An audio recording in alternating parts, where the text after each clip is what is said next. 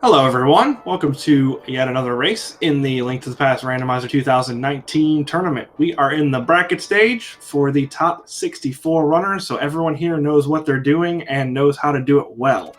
I am Hammerbro, one of your commentators tonight, and I am joined in the booth by Ben. How are you doing today, man?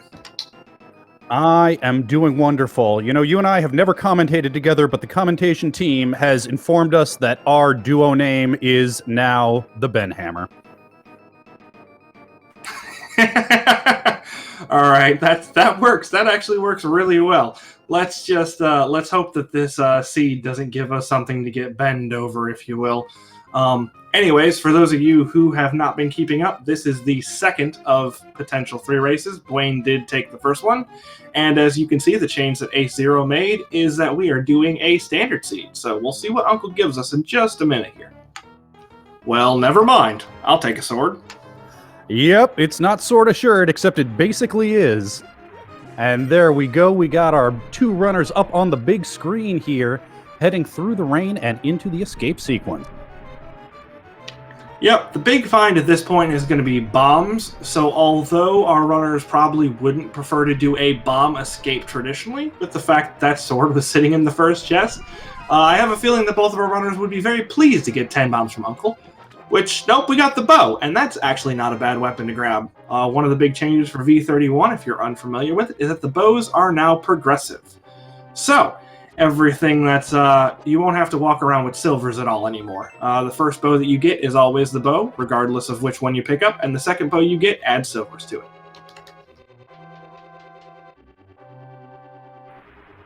Yes, indeed. And if you're used to open seeds, the reason why those bombs are important is we want to blow up that lovely wall right at the end. And we can see our 2 lovely runners murdering some green guards. Usually you just let those boys be, but we're hoping to see a bomb drop from one of them today. Yeah, and honestly, with that bow that does Master Sword damage, you can take them out pretty quickly without wasting really any time or having to go too far out of your way, unless they drop something you want. So, makes sense to take them out as quickly as you can there. Absolutely. And with a sword in your back pocket, you don't even have to worry that you're burning through your resources too fast, getting those nice quick bow kills. It's a pretty good setup. Let's see if the seed remains as generous going forward. Yeah, honestly, I'd be kind of surprised if it did, but we can always hope, can't we? You can hope for whatever you want. Oh, man. Yeah, we'll see.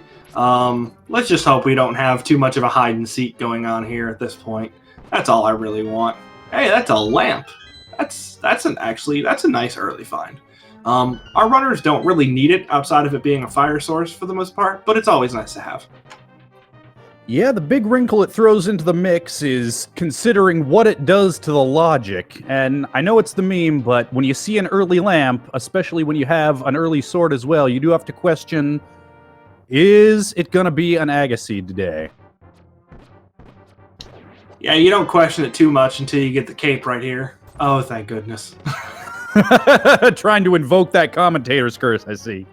No, I was trying to do a commentator's blessing by being wrong. I figured if I called it, it wouldn't happen. Although that would be interesting. Could you go into the top of Aghanim's tower right now? Just go do it? I don't think so, but that'd be really amusing if you could. I mean, theoretically, but I don't know what having a follower in Zelda trailing around behind you does to that. I'd have to load up the practice ROM and experiment. Yeah, that's definitely something I'll have to look into later. That could be interesting. It's not going to happen here, though. We can't logically get there right now, or illogically for that matter, unless we're going to be doing some glitches with which both of our runners are going to be avoiding other than the minor ones. So we are just going to go ahead and take our lovely little princess and, hopefully find some bombs, maybe. We do still have the rat pack that might have some bombs in it. Our guards didn't seem to. They were mainly just dropping hearts. So hopefully we'll get some bombs soon.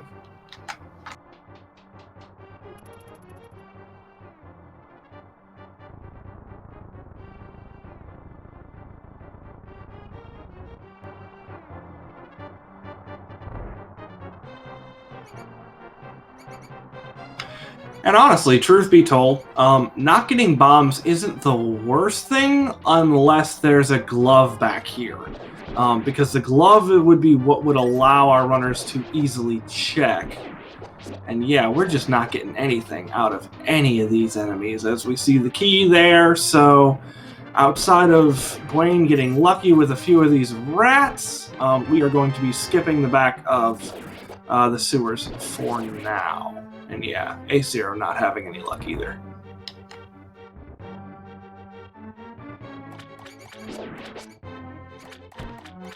Yep, looks like AceZero's still hoping against hope. Buane seems to have given up on the dream of that nice clean bomb right here.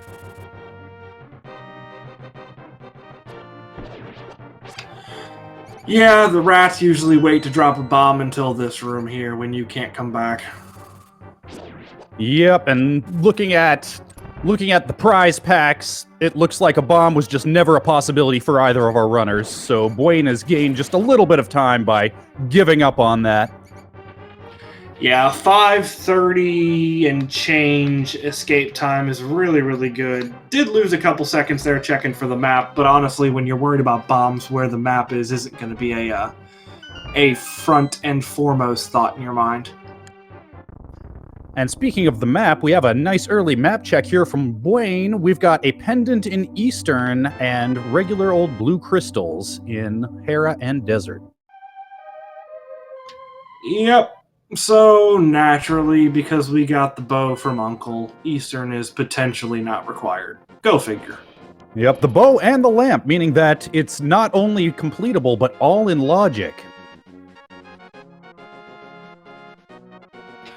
But honestly, that's not a bad way to go into it, because you can go through there, get your 3 items, and then just get out if you were so inclined. It'll be interesting to see how our runners handle it. The tier 2 pull not being useful, just some arrows, which we already have a decent amount of. And Buane is going to go ahead and skip the town for now. Don't really blame him. No bombs, no rupees. What was that? I'm afraid I missed it as well. Chat is saying red potion. Okay, because it looked for a split second like it was the moon pearl, and I nearly lost my mind. But then I was like, I think that may have just been a full heart.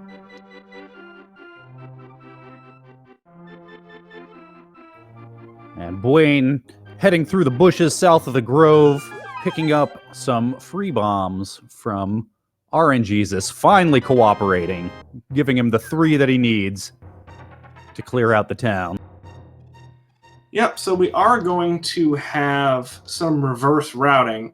So our wonderful tracker for Breeze Ninja is going to be kept on his toes for the time being, depending on what all Kakariko has, since AceZer is going to be coming from one way and Buane from the other. Yep, AceZer is going to have to gamble that he either finds a bomb here in Blind's hideout or potentially just skips some checks and hopes they're not important. Speaking of unimportant, a whole lot of nothing in the library today. Yeah, same for the race game, but we're getting there. Hopefully AceZer will get some bombs here. There's a vanilla 20, and there's some bombs. Okay, so no harm, no foul.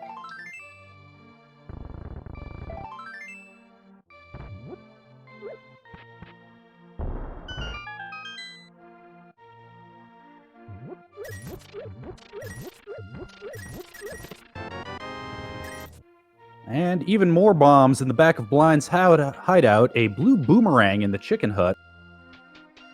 Yeah, and we're still pretty short on rupees here. Maybe the well will bring us some, but for right now, we don't really have a whole lot. Only 50 and change here. What we do have in the well is some literacy and some nice sync between our 2 runners as they meet back up for a high five here. And there's our bottle, so we'll be able to check Bottle Boy before exiting the village. 2 bottles, no less. And there's our payment for, well, what in vanilla would be a 3rd bottle. We'll see what he has this go round. Ugh.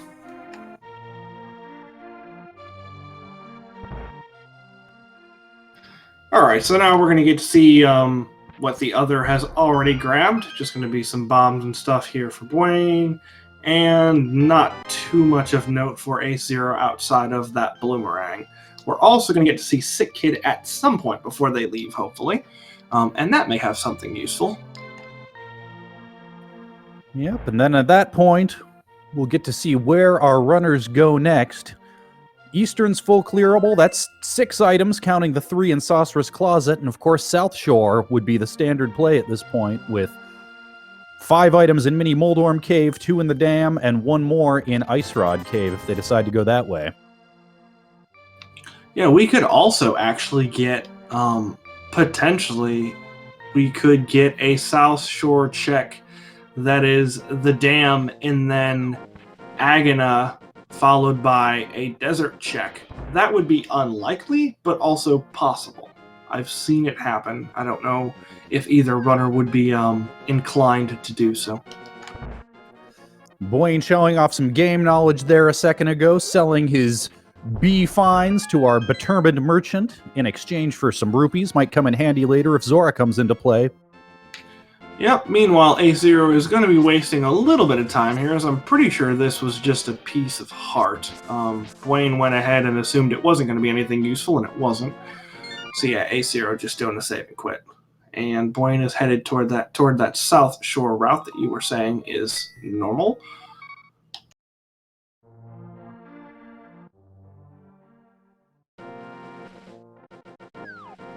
And it looks like AceZer is heading over towards Eastern. So we have a bit of divergence at this point. Baby's first shield in the Dam there. And looks like AceZer is going to be grabbing... Alright, just 3 bombs there on the ledge. Thought he was going to get some bombs, but decided not to.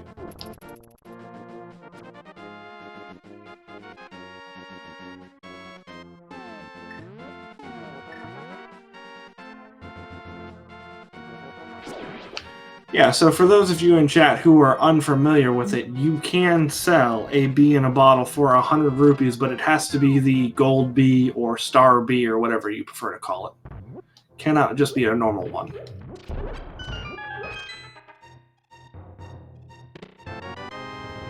And in the Sage's Closet, we have a blue cane, a big 20, and a piece of heart.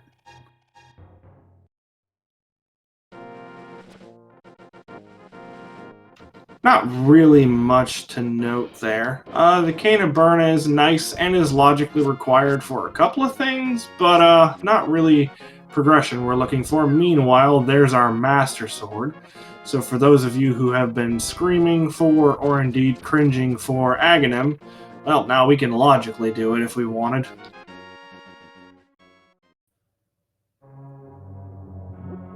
Yep, that Mini Moldorm Cave also hiding 300 bucks, which puts Buane in easy reach of Zora. Although it's not logically accessible without either flippers or gloves, he could decide to do the fake flip play.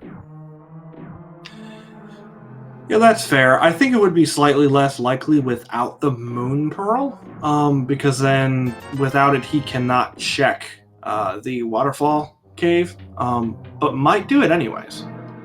Yeah, unless he finds either that or boots would be another handy item to find here in Ice Rod Cave. Just makes it a little quicker with the water walk glitch.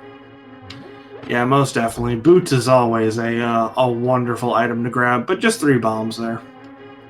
Yep, opts to save and quit out, and I don't blame him. There is so much stuff in Logic right now. There's not much call to go exploiting glitches quite yet. And speaking of Logic, there's our silver arrows there in Eastern Palace. We're going to have some nice quick boss fights this seed, especially with Buane looking to head in that direction as well. Yeah, that... Man, silver arrows makes mincemeat of a lot of bosses. So this, we could be dealing with some quick boss murdering this seed, most definitely.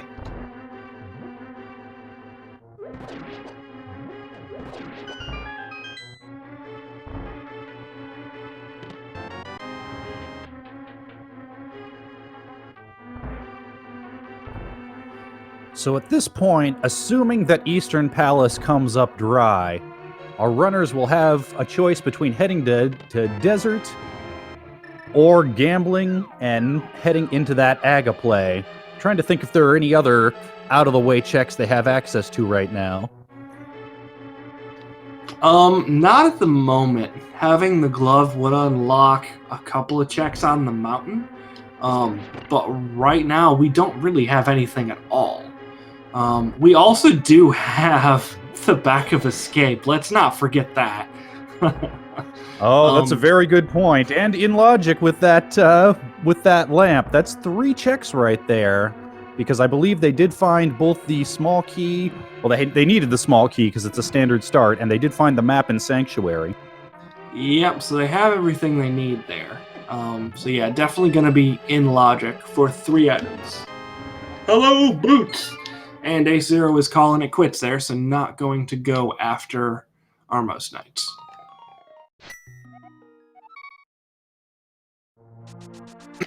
So those boots do open 2 more checks, and they also make the front of desert full clearable regardless of what's sitting on the torch. Still can't go to the back without the gloves, but the front's doable. And our eagle-eyed chat answering what was going to be my next question because I wasn't paying close enough attention. That was all 3 items in Eastern, according to them. Yes, I believe so as well. Yeah, because we had silvers here, and then some money, I believe, was the second item, and then boots. Although I might be wrong on that money. May have been bombs instead. Regardless, AceZer checking out the dam, and then we'll see if he goes to Mini Moldorm Cave. Yep, looks like that's where he's headed. We know that desert is probably the next logical play here, but our 2 runners kind of following each other's footsteps a little bit here.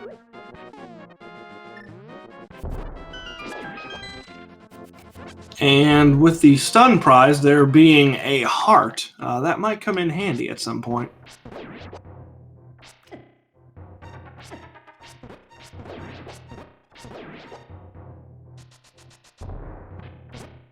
Yeah, although with 0 of the 3 items necessary for Dark World access so far, no glove, no pearl, no hammer, it might be a while before these 2 runners start facing anything deadly enough to where that needs to be much of a concern. Yeah, that's a fair point, but it's nice to have the knowledge in your head just in case, presuming that you can, remember it when the time comes up, if it in fact does. But those boots do unlock 1 more location, which I'm pretty sure we're going to see right here from AceZer. We cannot do King's Tomb yet, but Bonk Rocks is free game at this point.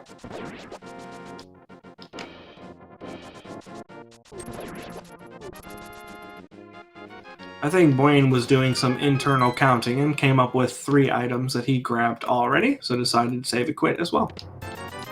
And just a big 20. That's nice. Thanks for that. That was helpful.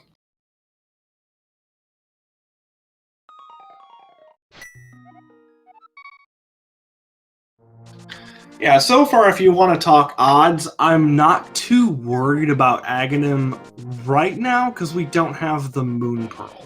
So unless that's sitting on the Pyramid Ledge, we need to pick that up to have any effective Dark World access, even with beating Aghanim. True, and there are 4 items left in the guaranteed to be available in the desert area. I shouldn't say guaranteed. With no gloves, one of them could be hiding on Land Molus. So minimum 3 items. Agina, Graveyard, or Desert Ledge, rather. And then up to 2 in desert itself. And thankfully, Buane gave us a second look at that Lumberjack Ledge, and it was in fact a red potion.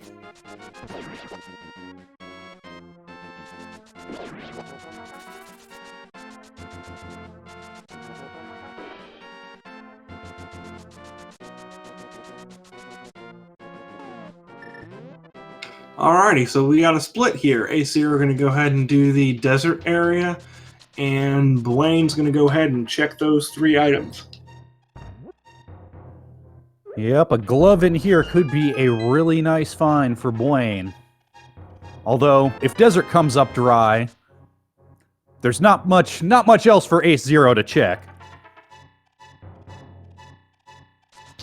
Yeah, that's fair, but on the flip side, if AceZer does this and it comes up dry, then after checking the 3 items in the back of Escape, could actually do a Death Warp and then go do Aghanim.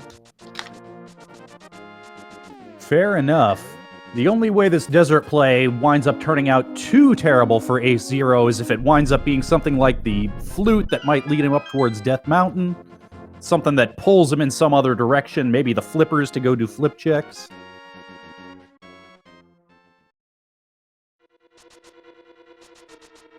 And we have a Moon Pearl in back of Escape. Alright, so now you can start being paranoid about that Aghanim play.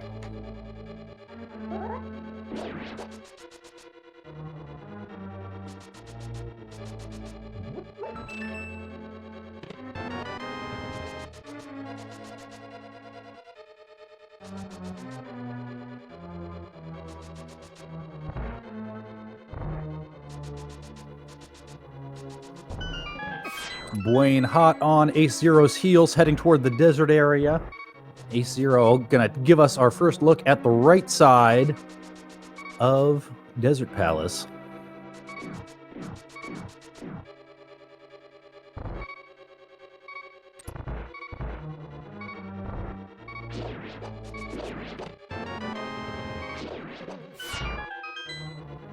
Desert just hiding all its goodies for as long as possible.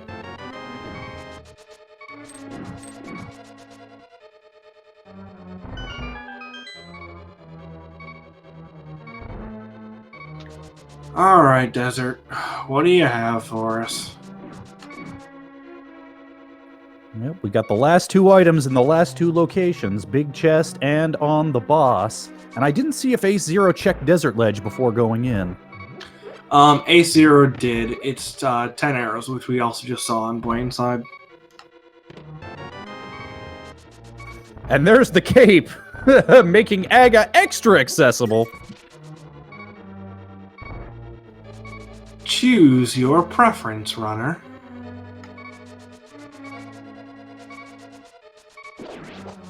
Also giving our runners access to both invincibility items, just in case you need to be double invincible.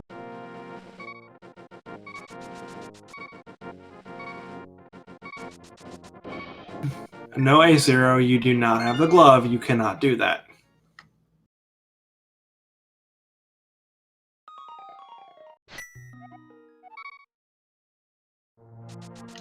Alright, so if I had to guess here, AceZer is going to go ahead and do the back of the sewers, and then go do Aghanim. Yeah, if he has any other options after that, it's totally escaped me at this point, but I've opened my mouth too many times to trust to trust anything I say on comms too hard. I mean, he could go risky, and with that Moon Pearl, he could do a bunch of flipper checks. Because that Moon Pearl does give him access to the 2 in the Waterfall Fairy Cave as well. It's not a high probability play, and I wouldn't really suggest it necessarily, but it could potentially save him from having to do Aghanim. So we'll see. Because right now, all they're going to have access to once they get into the Dark World is Pod and the Pyramid Ledge, and that's really about it. So there's something hiding somewhere.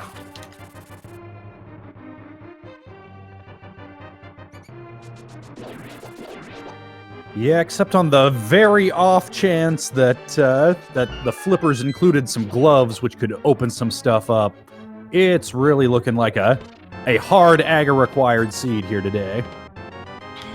Oh yeah, most definitely. Yeah, don't save and quit. You can. Okay, good.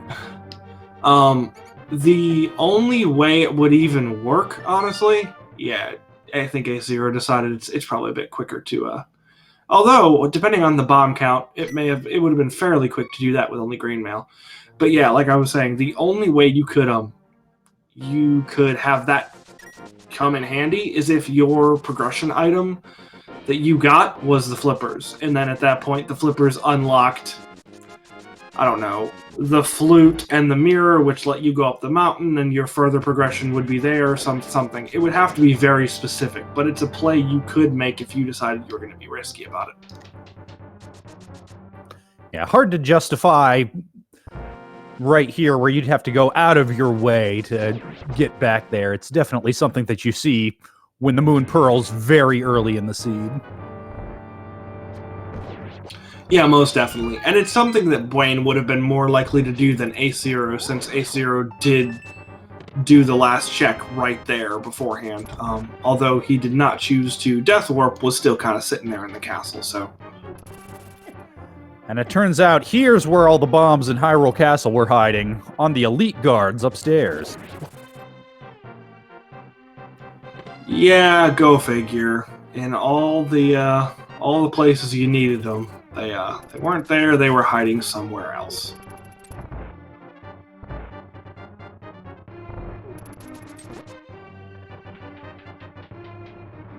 Buane just tearing through this tower, showing off those strats.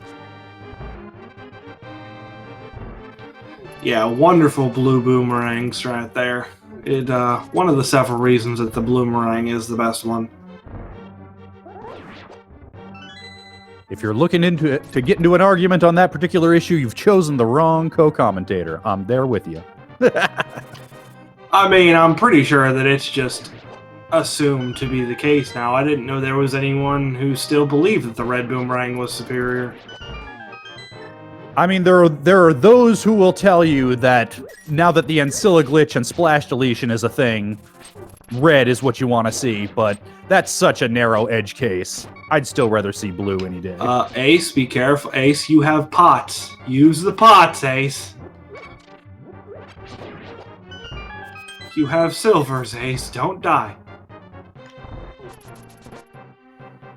Buane's just showing off here, chucking that blue boomerang around. Getting those item dashes in just for the swag of it. I mean, honestly, after you've done Aga 2 100,000 times like he probably has, Aga 1 is...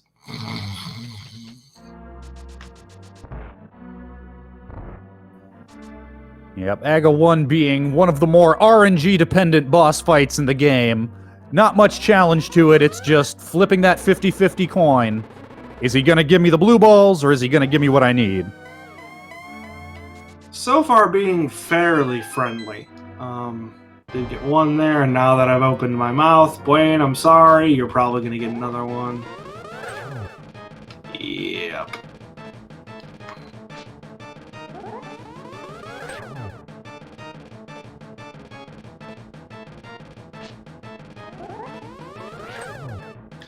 Thankfully, though, the final answer is only 3, so still not a bad fight.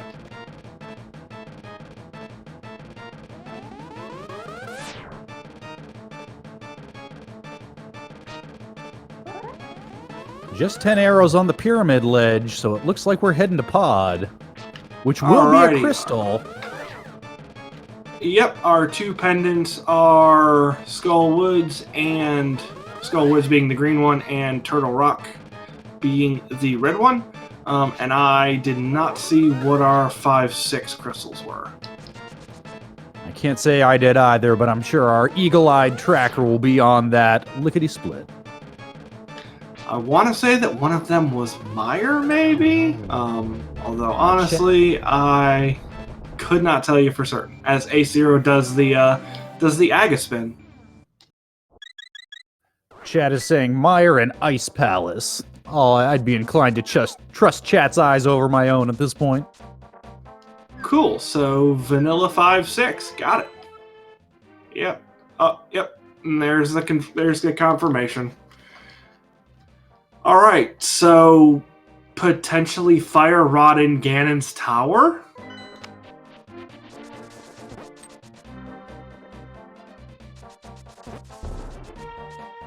And we do have a bow-locked pod, yeah.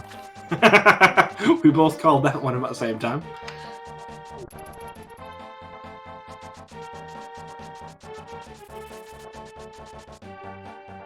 Alright, so we know there's something useful here in Pod. What would you like to put your your guess on it being? You know what? Chat's asking for mitts or French vanilla hammer. I'm gonna say hookshot. Let's go ahead and... Well, we're gonna need some kind of gloves in here for that hookshot to come in handy, I believe.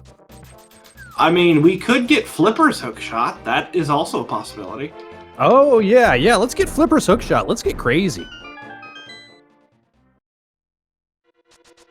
We could just get Flippers here and have the hookshot on Zora. That would be funny. And by funny, I mean, I'm sorry I said it.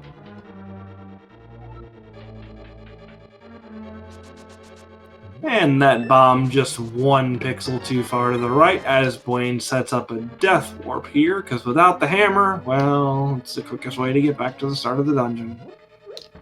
Yep, no hammer, no mirror, so you're taking a shortcut through the icy grip of death. That's a really dramatic way to put it, my friend. Well, what's life without a little drama? Well, it's not Randomizer, that's for sure, because Rando is just drama.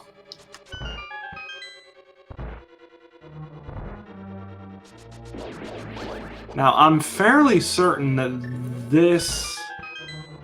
Yeah, that both of these are going to be keys. I might be wrong, but yeah, Buane making the same... Coming to the same conclusion that I did there by skipping that vanilla big key chest. Yep, this time I was paying attention. The way key logic works out in Pod, there can only be 2 non-small key items in the front, and we have seen the big key and a heart container. So that vanilla big key chest has to be a spend a key, get a key situation. Looks like AceZero opting to skip the death warp and walk the... Oh, nope, I take that back. He's just doing it with spikes for some quicker damage here. Well, the funny part is that with green mail, the jellyfish still do a full heart of damage, so it wasn't any quicker, actually, as we get a map that we all wanted to see in the big chest. So we continue on. Followed by a compass. No love yet, but we should be seeing some value pretty soon here. Not yet, not with that piece of heart, but... there's the love you were looking for.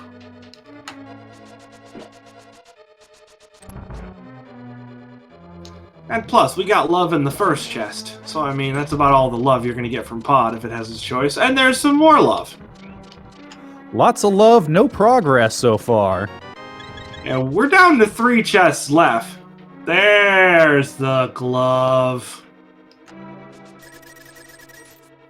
So right now that puts Lightside Death Mountain into play. That puts Zora into play. Catfish. Couple of things. And Buane correctly reading that harmless hellway does have to be a key for a key situation. Opting to peace out, not having the hammer to take on the boss here today. Yep, and that is one of the several things we are going to need at some point in the eventual future. Looks like we are going to get a quick run back to the Dark World for Buane. We're probably going to see Catfish at this point. Although it's kind of interesting that we're doing Catfish before heading up the mountain. Or, for that matter, the last item in Desert. That's an option as well. Oh, fair point, and that would be a crystal in the bank too. Although that's quite a ways to go for just one item. Buane may be hoping, you know, if I find a flute, it's so much quicker to get back there later. Oh yeah, I didn't say it was an ideal check. I'm just trying to point out the checks that are left, because we don't really have too many. Fair enough. Buane doesn't quite have the arm to chuck that rock as far as he thought.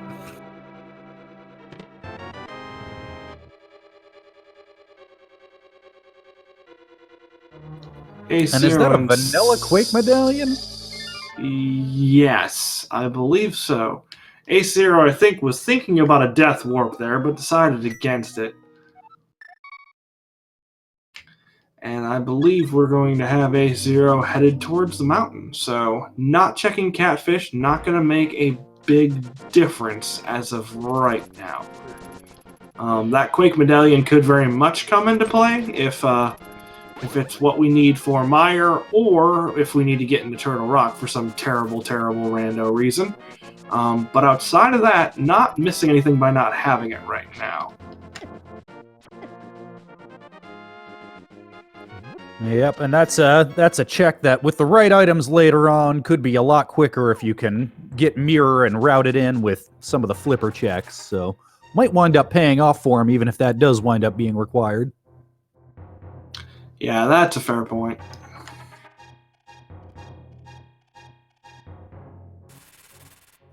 So we've got 2 logical items here. These 3 bombs won't help, but maybe Spectacle Rock will.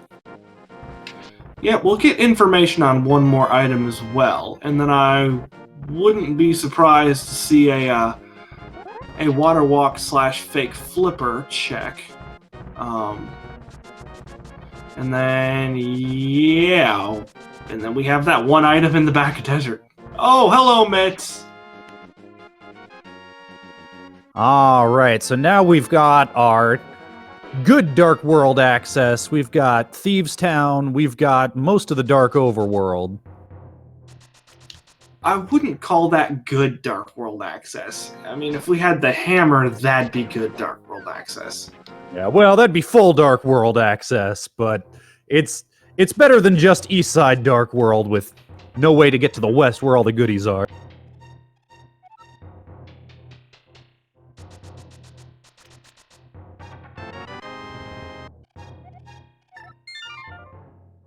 But unfortunately, with no hookshot and no mirror hammer, won't be able to get over to the other side of Death Mountain quite yet, and Buane opting to check King's Tomb before heading into the Dark World.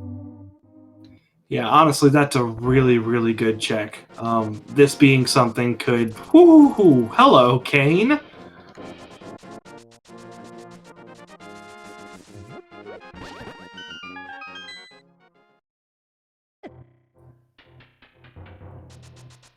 So that cane coming into play so early, we know we're going to need it for Mire. But the Spectre of Turtle Rock also hangs over our heads, because that hammer is going to be needed sooner or later. And usually sooner. Although, those hammer go mode item seeds, those make for some interesting routing decisions, so we'll see when it comes into play here. Yes, very much so. Especially dependent upon what other items we get and which one, how the layouts are for dungeons, we'll say. Buane needs to be careful here. Everything in the Dark World smacks pretty hard, and he's got 1 heart. But now that he's in a dungeon, should be okay.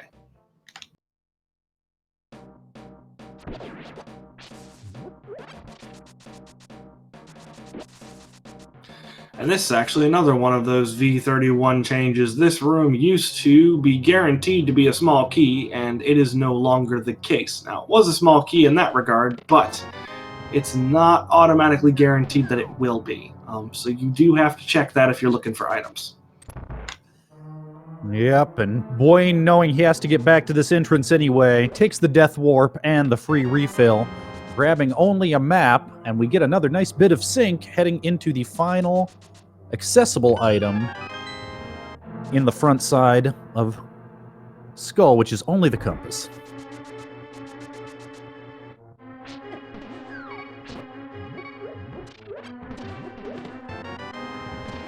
And probably gonna... Oh, I expected a Death Warp there, but decided not to. A Cane of Samaria also makes this room much more friendly. Alright, so be careful, AceZer. These suckers do 2 hearts of damage, and, well, you have less than that. Get the fairy! There we go. That fairy was being a troll there for a minute. We still managed to get it. Well, it's only fitting with how trolly this dungeon's being. Hiding something in the big chest. Buane heading back with that big key to see what it is. Could it be one of our 2 items? I mean, it's not even necessarily the case. There could just be a small key here, honestly. You could have both items in the back. Entirely possible. And in fact, commentator's curse. There you go.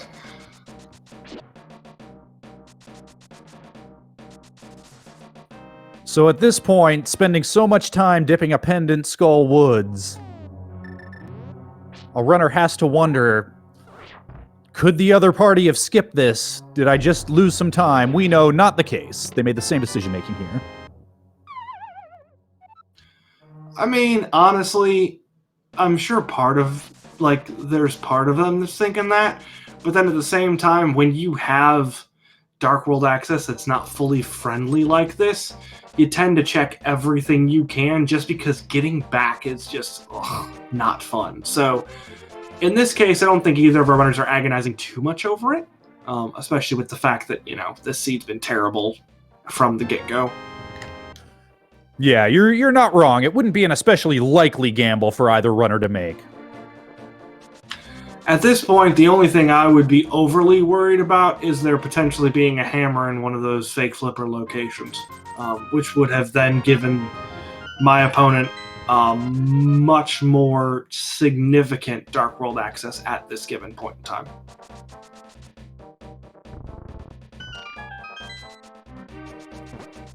True enough, and with the gloves now in play, Zora is fully in logic as well.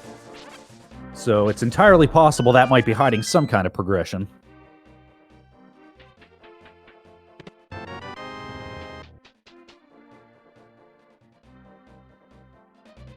Yep, as Buane is headed in here to Thieves Town, get a piece of heart for our first one. So that's one item out of the way.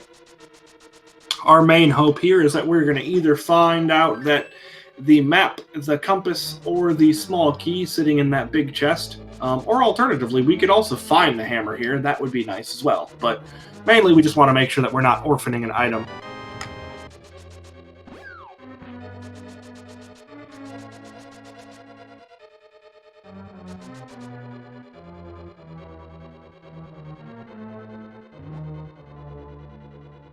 Alright, now we're just kind of hoping the map is sitting there, because that's the only thing we haven't gotten yet.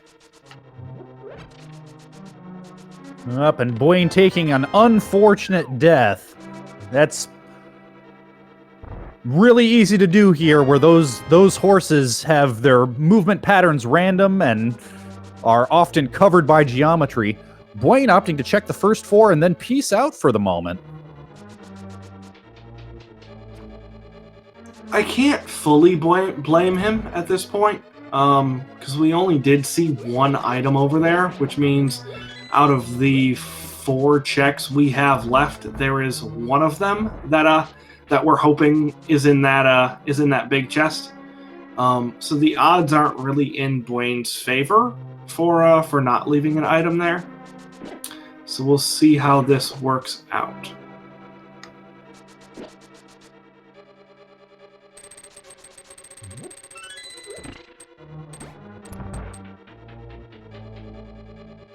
And with the Smith chain largely in play here, he's got some options. Yes, but picking up that frog means that he is not planning on heading back into Thieves Town just yet. So if there is in fact something back here like the flippers, and there's the other hammer. hand, you might find that hammer. Look at that. Well, that's an interesting juxtaposition. Alrighty, so we got flippers in the attic chest and hammer on Stumpy. Oh man, you gotta love Rando.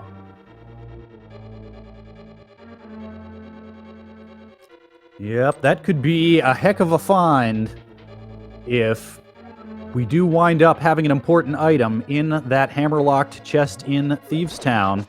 Keeping my eye on AceZero's screen here to see if that happens. Meanwhile, Hype Cave having a whole lot of love and a little bit of money, but not much in the way of progression. Yep, 60 rupees and a heart and a quarter. And yep, there's an item in that chest.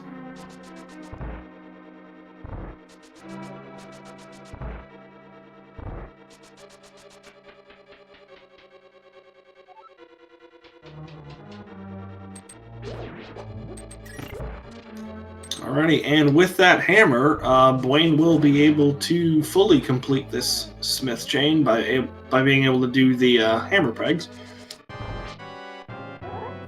And we'll be able to actually fully clear Thieves Town.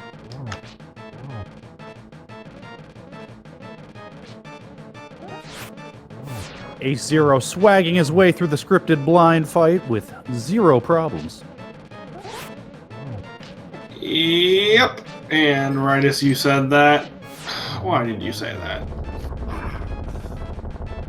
Buane, meanwhile, over on his side, found some dwarven ice rod smiths, which is not what you want to see in a pendant turtle rock situation. Yeah, and AceZer just got the mirror from Blind, so this is going to get really interesting, because that mirror is going to make the checks that Buane's now doing a bit faster, because you won't have to, AceZer will not have to save and quit for this Smith chain like Buane did, but yeah, there's still that one item just kind of sitting there in Thieves Town that we don't know what it is yet, so this is really a 6 of one, half dozen of the other right now. We'll see how it works out.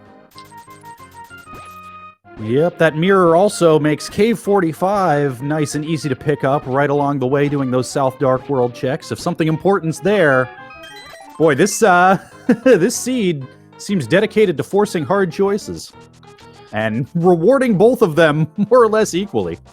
And Buane is just perhaps reading the tone of this seed, got the book, and is immediately checking the pedestal. So there will not be speculation. And yeah, no, sorry guys, pet's dead.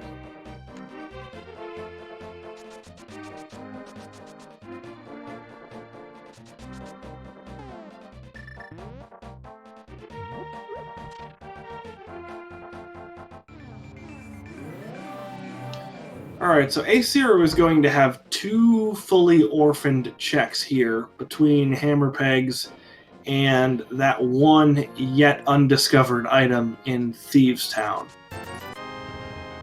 As, yeah, he picks up the wonderful, wonderful news that, hey, that item that's just required for one item over in Thieves, or in Turtle Rock, yeah, there it is.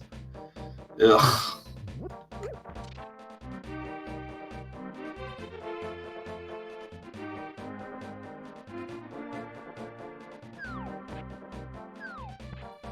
On the other hand, AceZer will be able to check Cave 45 and could also actually take this into a Bombos tablet check, should he so desire.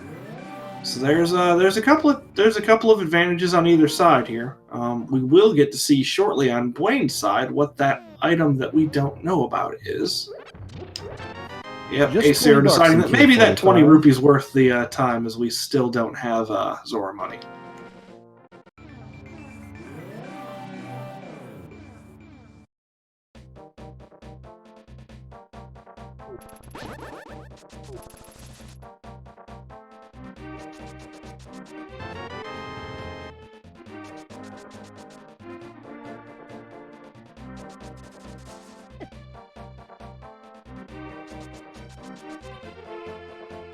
Alrighty, and we are about to see another wonderful glitch that we have somewhat recently discovered, which is honestly one of my most favorite parts about this game. It is just about 30 years old and still kicking. We still find new stuff that, you know, we can just kind of sort of break the game with, but not completely break it, mind you. Just break it in a minor fashion. Yeah, these are the best kind of bugs. The kind that give you $50. No, Gary, I swear, your lunchbox is right here. No, it's right here. Don't you see it? It's just invisible. And moment of truth for Buane here. Just $50, speaking of.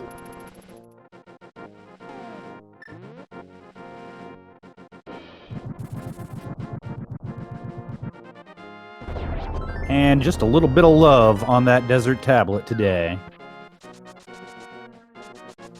But this also gives AceZer a perfect excuse to head back into desert, grab up a crystal, and another item check. Yep, this is honestly just amazing heads-up routing. I didn't even consider this, and I'm not playing. So it is just amazing what our runners can think of off the fly here, just to make their lives a little easier.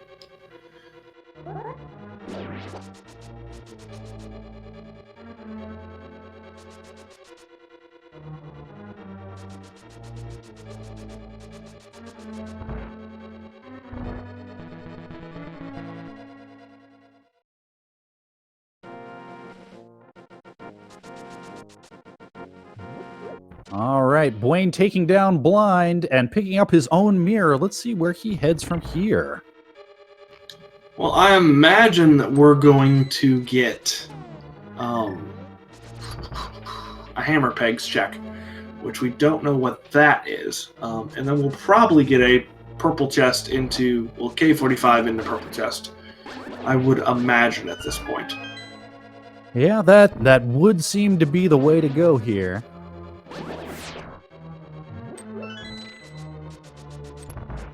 But it looks like he's decided to leave town without checking the hammer pegs. Unless he did earlier and I missed it? I don't think Buane did.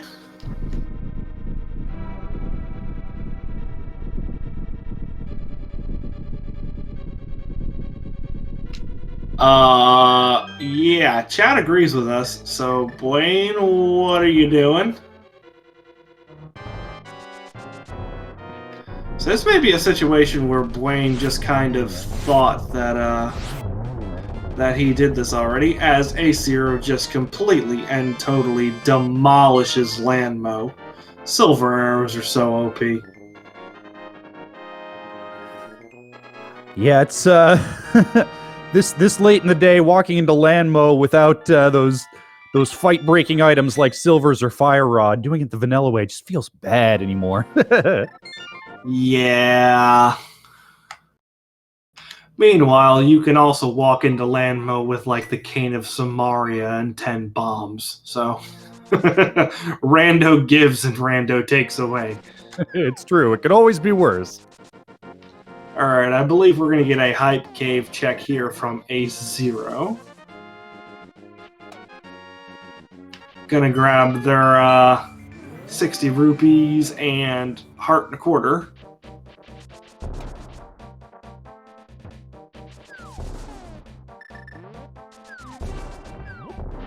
And then at that point, I suppose there's Helmasaur to deal with. I'm trying to think what else is left for our friends to check here.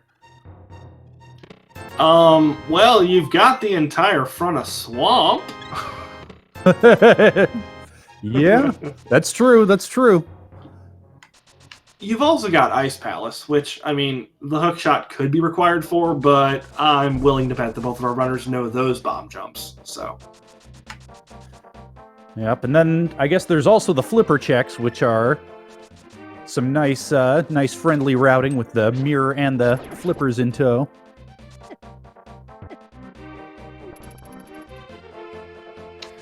That piggy guard just not having it from AceZer.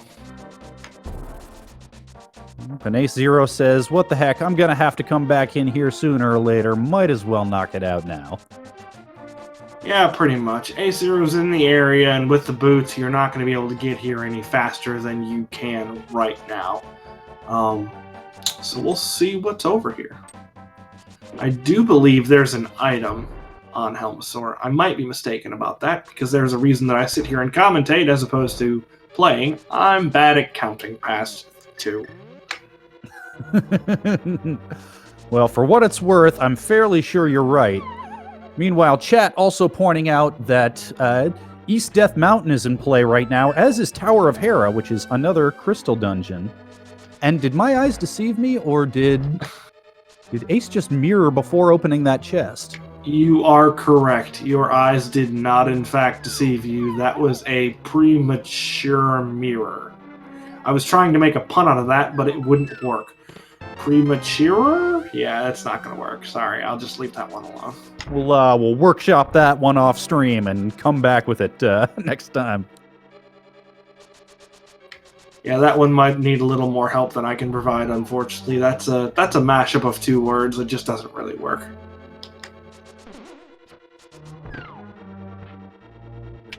Oh well, you win some and you pun some, I guess. We are going to see Helmasaur, though, and with the lamp, the turtle room won't be horrible, which is nice.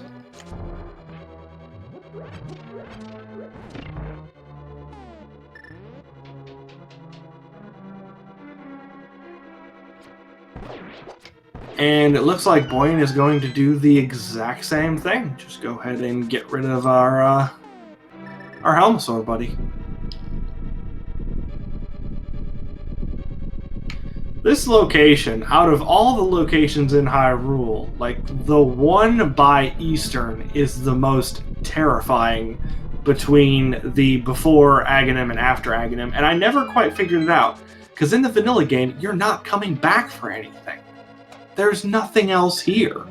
And there's just 12 red guards, like, I know that old man's here somewhere. And they never think, you know, what if he's in his house, though?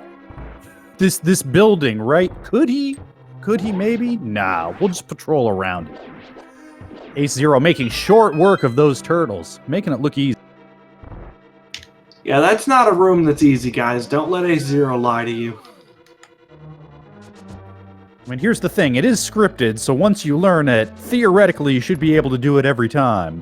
I'm real bad at it, though. Yeah, that's why I like watching runners that are better than me. Just like the blind fight. It's scripted, we swear.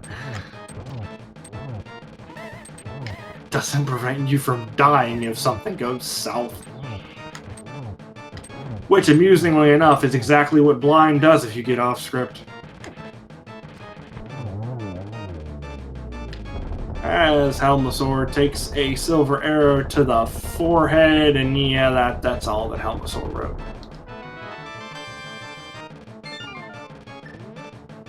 Just 10 arrows here. But we'll get a crystal for our troubles.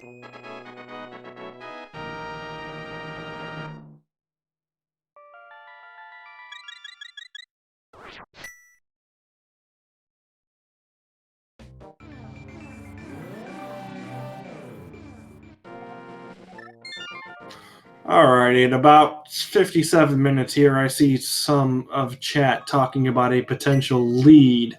And right now, AceZero has done the vast majority of the checks that Buane has done, but the one check AceZero has not done is Catfish, which had a vanilla quick. So if you want to say that AceZero's in the lead, you can go ahead. But if that quake's required, then that is a very, very orphaned check right now.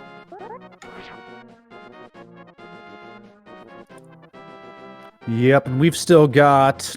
I mean, what have we got before we can declare go mode here? We're going to need a hook shot, we're going to need a flute, potentially one of the two unseen medallions. So we've definitely still got some rando to play out before we declare too much definitively here. Yeah, most definitely. We're also sitting on... While the fire rod isn't a strict requirement, unless that big key for GT is somewhere along the right-hand side past tile room, I believe it's the compass room, they call it, still that fire rod would be nice to get. Yep, and as chat rightly points out, if we don't find that fire rod, we're going to need bombos. We're going to need some way to get into Ice Palace. Yep.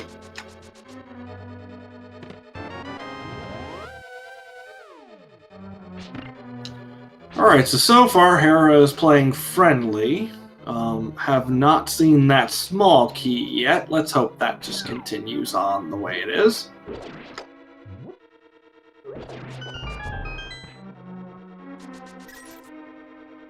AceZero doing a swag bonk over the hole in the ground there, but I don't believe that was intended.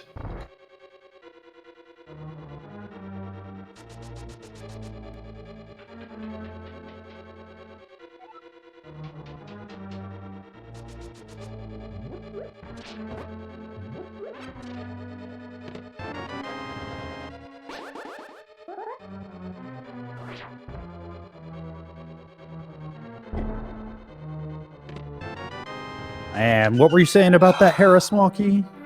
I didn't say anything. I don't know what you're talking about.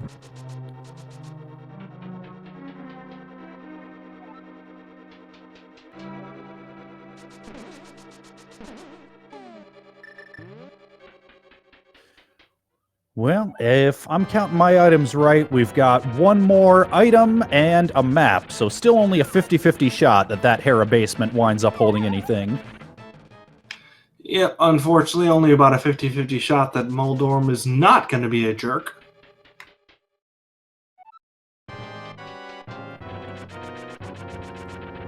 Man, if that's a 50-50 shot in your book, you've been encountering a lot more nice Moldorms than I have. And this is not one of them. He is full Trolldorm today.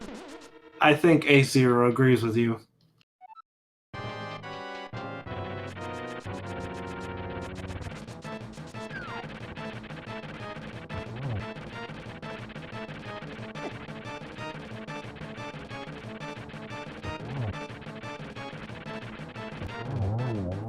And the big trolley worm finally goes down. Let's see what he's got for us. Ha! Insult to injury, that's what he's got to hand out. Ha ha! You look slightly famished, AceZer. Would you like a burrito?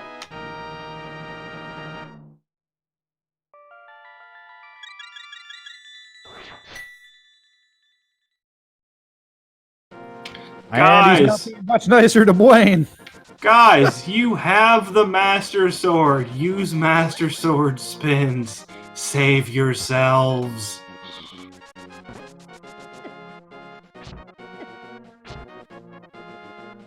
So with AceZer deciding to, at least for the time being, orphan that one check there, it'll be interesting to see if AceZer comes back for that one later before leaving the mountain, or just decides to leave it all together. Alright, it looks like Bombos will be the required medallion to get into Turtle Rock.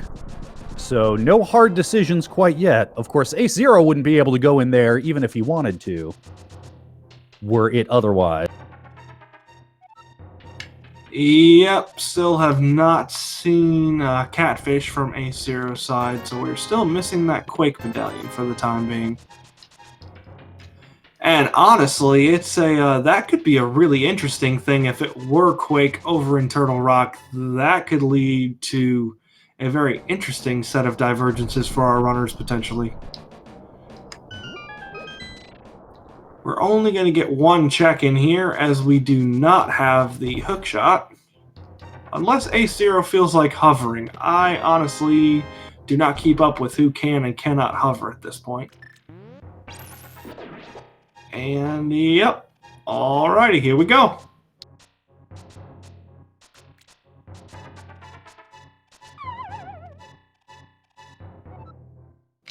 Not a bad first try, but gonna go ahead and give it a miss. Yep. Doesn't take too much time for the effort on the first try. It's when you start trying and failing and getting up in your head, and that's when it can be as much of a curse as a blessing, being able to hover just well enough to get yourself into trouble. Yeah, most definitely. And for those of you who have not physically seen what it looks like to hover, what you basically want to do is put a finger above and below the A key and turn the controller kind of sideways into your either right or left hand, depending on which hand you are dominant with. And then you basically want to move those fingers back and forth over the A key with prejudice, we'll say. It is not a physically easy task to hover. And there's our Bombos and our hook shot over here in Paradox Cave. And the Fire Rod! Paradox is the new hype cave. I've always said it. Wow. Okay. So. And with those three items in interesting hand, decisions. Turtle Rock is now fully clearable. It's right there. He said it. I didn't say it. He said it. Put his name on that, not mine. I did not say it, guys. So now we're just looking for the flute, I believe, for Go Mode. And potentially Ether, since we have no idea of knowing what the Meyer medallion is.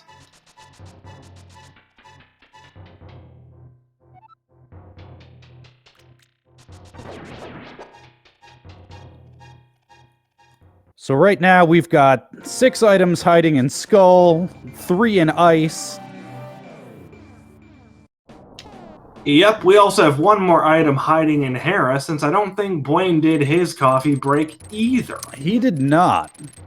I mean, we've got Spike Cave in the mix. We haven't seen Zora or any of the flipper checks. I mean, there's still a lot of places to check before. Yep, haven't seen hammer pegs either, so we already have a slew of orphaned checks at this point. Yep, Graveyard Ledge we haven't seen, but Buane's at least gonna open up the door to Turtle Rock. And AceZer has officially said no to Troll Dorm there.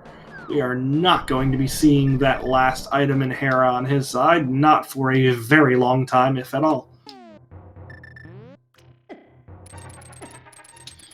Alright, meanwhile, AceZer is taking off one of those items that you put on your list there, Ben. Spike Cave is about to be checked.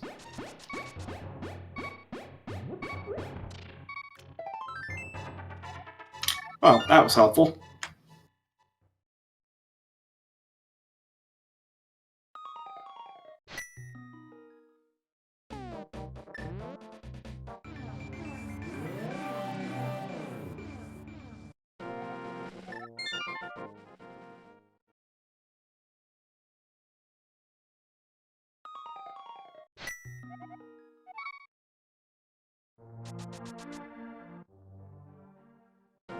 And we've got that nice friendly upfront key placement that you would want to see if you were trying to go mode Turtle Rock. It's not what you want to see if you're trying to find progression in a pendant Turtle Rock, though.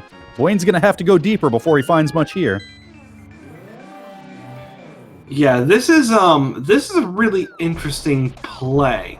I don't know what Buane's metagame tactic is. Maybe he's kind of sitting here going, well, if I lose this next game, no harm, no foul, so I'm just going to go ahead and make a play that if I do successfully, if it ends up being a good play, is going to pretty much put this race away for me. But we'll see. That'd be definitely something to ask in the interview.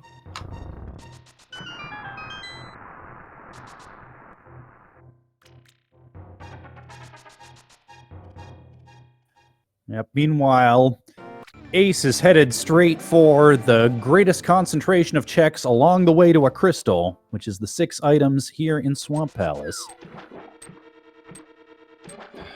Yep, and with that hook shot, Ice Palace is full clearable now as well.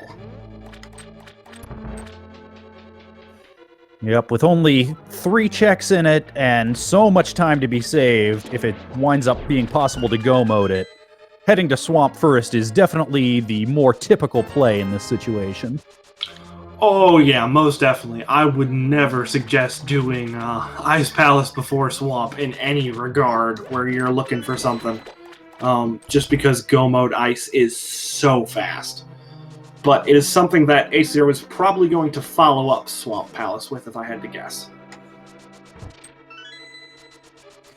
Yeah, it's definitely a nice, convenient, just a mirror trip and a screen transition away. Right now, if you're committed to following the crystals, this is the route to do it. Yep, and for anyone in chat who is hoping for Buane to take Game 2, you are looking for either the flute, potentially ether, because that might be required for Meyer, we don't know yet, or something leading to that flute. So, mushroom, shovel, it's about all we're missing at this point. But outside of one of those being here, AceZer is going to have a nice lead.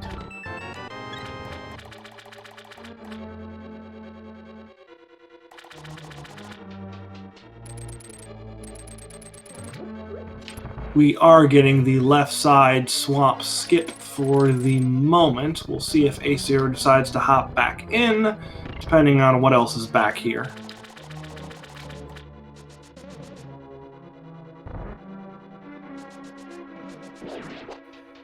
Yep, and since I don't believe we've seen either the compass or the map yet, he's hoping to be able to just skip that altogether.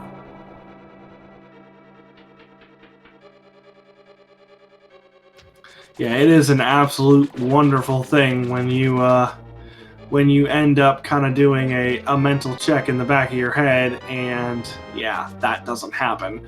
But if you skip everything and then you realize that out of the 3 checks that are left in Swamp, the only things you're missing are the 3 dungeon items.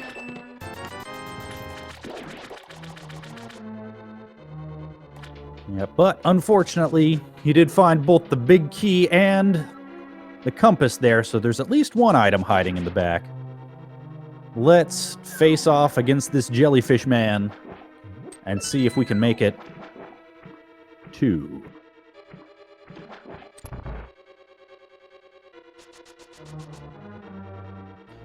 All right, Buane going to go ahead and double down. We're going to see a Trinex fight here in just a second. Yeah, if you're committing to this play, you got to commit all the way. This is a real Hail Mary all or nothing style of gamble. Yep, and AceZer with 2 hearts and green mail is in 1-hit KO. Everything on the screen right now will murder AceZer in a single shot. Fortunately, this is a rather predictable boss fight. And AceZer is moving fearlessly. Meanwhile, Hammer Trinex strats are not fun. With a capital not fun there. No, even if you have plenty of safeties to your name, it's just time-consuming. But Buane is handling it quite efficiently. Alright, so AceZer grabs their 5th crystal. And Buane is about to grab his 1st pendant.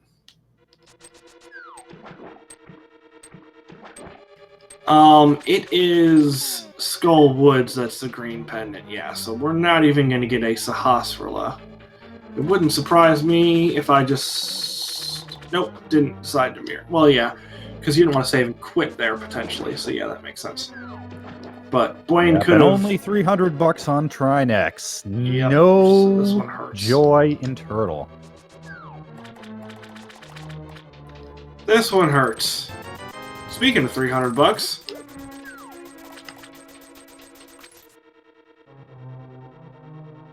Yep, AceZer decided he didn't like the math on leaving this party early. He's going to go back in full clear of the Swampy Palace.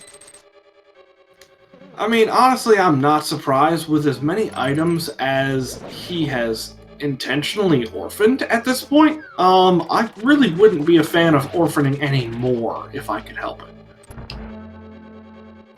Because if this does come down to a hunt for something, that something either being the flute or the ether medallion if required, things could get really ugly really fast for AceZer.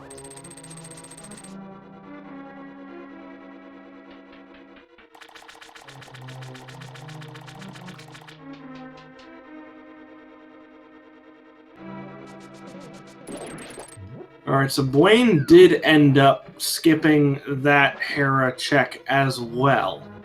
Did not go back for it, so there's an item in Hera that we do not know about. You can add that to the list. Item in Hera, Graveyard Ledge, Hammer Pegs. There's at least, there are 2 items in the back of Skull Woods, actually, as well. So we never did see either of those. Yep, plus whatever's hiding behind Green Pendant also in Skull Woods, so that's a potentially not a bad play for later on, but right now with a shovel, nice fetch quest for you, and then whatever's hiding in Ice Palace before our runners have to go too far out of their way. It'll be a while before that becomes much of a play. Yeah, and I do believe we're going to get that shovel turn in right now.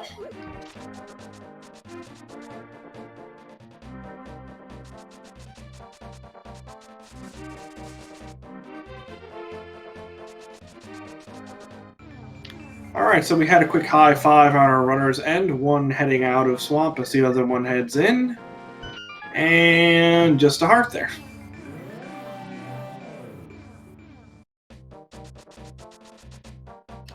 And AceZero not having it. Just thumbed.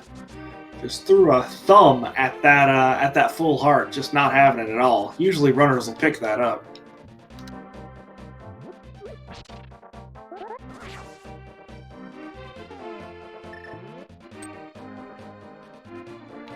It also looks like we might actually get that hammer pegs checked now, which we'll see if AceZero decides to double dip Thieves Town. There's quite a few checks over here that AceZero could choose to do, so it'll be interesting to see what gets checked and what gets skipped. I also think that we have powder, right? Neither of our runners have checked the magic bat? One of them did. I forget which one it was, but there was nothing much to be found, and nothing much to be found here in Hammer Pegs either. Uncle's set of 10 bombs. Not what you want to see. Well, it's a unique item, though. We need those, don't we?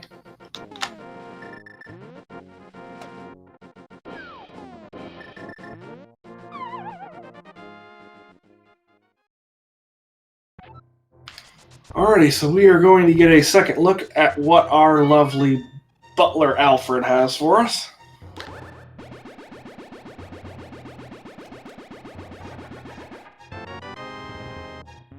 Good call, 10 arrows.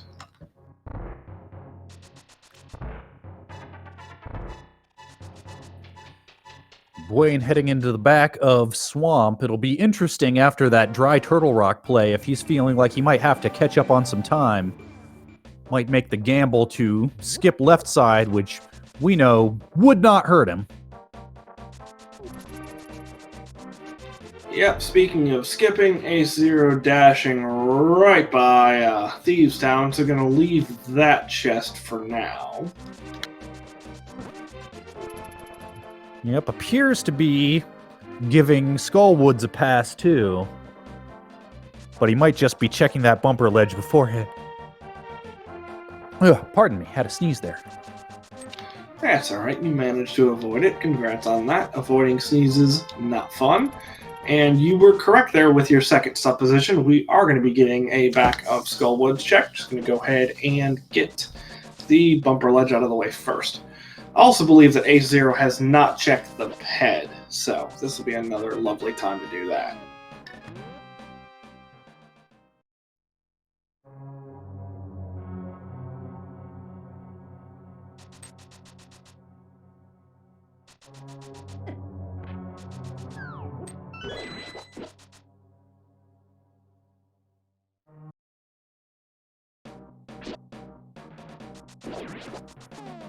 And the real question is, you do all this, you maybe do Graveyard Ledge, maybe that brings you into the Flipper checks area, you do Catfish, Mirror Out, check Zora.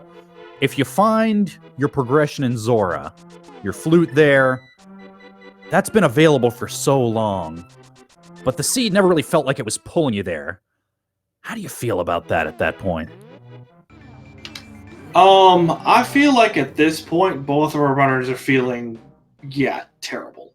Buane because of the Turtle Rock play, and AceZero because of the several item locations that were skipped, that are no longer skipped, and were not fruitful. So it's basically a double dip of this area of the Dark World. I'm going to go ahead and assume that both of our runners are just kind of going, hey, hello, flute. I think only one of our runners is saying that, but he's real happy to see that right now. He's dashing. Sorry. Got distracted. Hey, that'll happen when you suddenly find yourself in Schrodinger's Go mode. I say Schrodinger's because it is still possible that we might require the Ether Medallion in order to get into Misery Mire. And that would be cruel. Like, you run through all this stuff, you're like, ooh, I might be in Go mode, there's only a 1 in 3 chance that I'm not. Boom. Ether for Mire. Have fun, jerk. Yep. And of course, in AceZero's case, it's a 2 in 3 chance that he's not able to get into Mire, so... Oh, that's right. It could be quite a while before he sees Catfish if that Quake winds up being required. So it's still anybody's game here. I had totally forgotten that AceZero hadn't checked catfish. Oh man, this could get bad.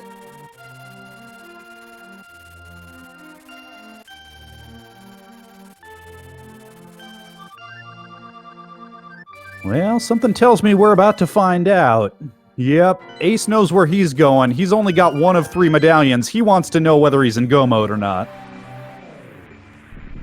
I can hear the mental conversation. Bombos, bombos, bombos, bombos, bombos, bombos, bombos. And it is Quake! Oh! Alright, so we are officially in no mode, guys. We have a flute sitting in the back of a pendant Skull Woods, and we have a Quake sitting on a very much orphaned catfish. This might not be as bad as it seems, because with Ice Palace as a fully clearable crystal dungeon, you go in there, you come out, you still don't have what you need. Those flipper checks are right there. You haven't done them yet. I mean, maybe? Yeah, but those flipper checks are going to be in the light world, and you can't get to the dark world from You're that. not wrong. Oh, you're not wrong. AceZero deciding to give that blue mail a miss. He's confident in his execution. It's his routing that he needs to think about right now.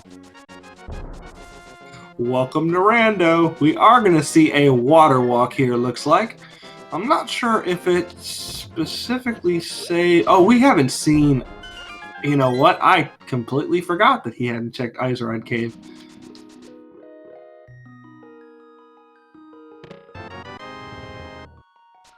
This is a great time to get a water walk set up, though, so it ended up working out. As Buane decides to go ahead and grab that full heart. And AceZer just ignoring those flipper checks. This is interesting. Yeah, well, he does still have that crystal dungeon ahead of him, and it seems like that might be where he's headed.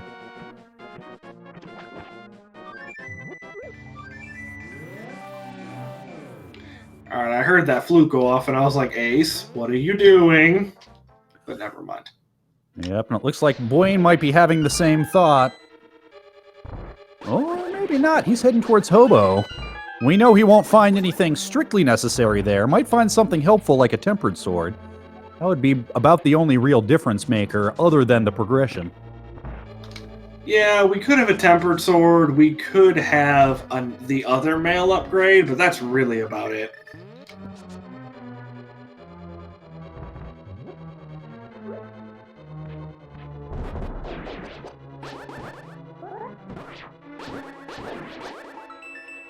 AceZer just one pen gator short of a perfect room there. And just a little bit of cash on the hobo. Not exactly what you want to see when you're 1,800 rupees deep in your bank account. There have been a lot of rupees, haven't there? We're sitting on about a combined 3,500 rupees at this point. That's obscene. Now, given we're about to be 500 cheaper, because I'm pretty sure Buane's going to go ahead and pay what will end up being our scam artist as the 2 items that we that help us out a little bit. We found in a waterfall cave here. Only thing we could possibly need at this point is half magic. How about a half magic on our friendly fish? Well, there's a medallion sitting there on the ledge, but it's not the one we need. Buane, not having that intelligence quite yet, may wind up picking it up anyway, just in case. Yeah, most definitely. That's not something you want to leave behind if you can help it.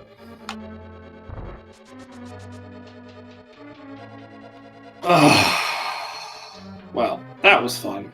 Thanks, Zora. Yeah, well, at least Buane can afford it.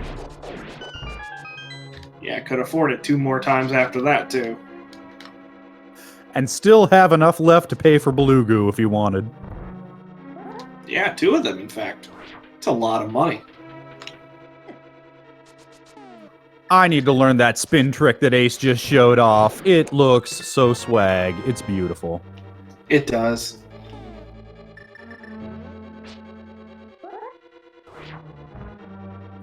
Can we call that the Stairway to Heaven? Can we name that trick that? Is it a thing? Can we do that? That's what I'm calling it from now on. I don't care what anybody else does.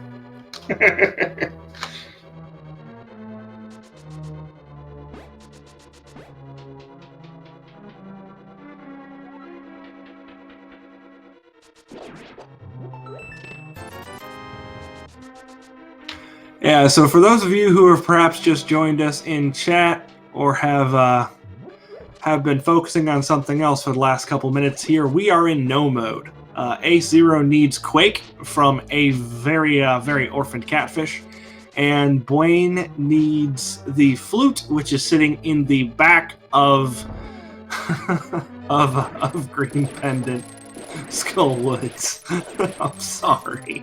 It's either laughing or crying at this point. Yeah, at this point, we might have a pretty close race. It's likely that Buane will get pulled towards his progression sooner, since there are 3 items to be found in Skull, the 2 in Skull proper and whatever is behind Green Pendant. On the other hand, Buane full cleared Turtle Rock and found a whole lot of nothing, so he's sitting a bit behind at the moment. Yeah, but not as behind as you might think. Between the fact that Buane's routing kind of helped him out a little more, and the fact that AceZer did go back and check a lot of those items that he had originally orphaned, and they came out to nothing, Buane not terribly behind right now, honestly. Yeah, and worst case scenario, it's entirely possible that AceZer heads to Turtle Rock before picking up that orphan catfish, and in that case, it's pretty close to GG, unless we get some kind of crazy upset here. Yeah, honestly, at this point, what we're hoping for, because I always pull for a close game, so what I want to see is AceZer go, well, I've got to go do all that Zora area stuff anyways, so let me just trek there in the Dark World, and I'll knock out Catfish while I'm there. That's what I'm hoping for, because that's the only way that this is going to be close, unless Buane decides that he really does not want to go into the back of Skullwoods for some reason. Yeah, that's really going to be the difference maker, because routing Catfish in with Zora checks is the way that gets checked before it gets last locationed, or nearly so. On the other hand, you're popping out of Ice Palace, it's gotta be so tempting to just hop in that portal, orphan Catfish, and check the other 4 checks that are right there in the Light World. Yeah, that's a fair point. It'll be interesting to see how that goes, but right now we have a cold stare fight, so let's have fun with that. We do have a couple more shots of the Fire Rod here, which are going to really come in handy for damage dealing. Except for one of those Fire Rod shots went into the northern wall, which unfortunately does not take damage from Fire Rod, go figure. Fun fact, it does take damage, it just has slightly under 2 million HP, so it takes a lot of shots to take down that north wall. Oh, next time bring your blue goos, guys.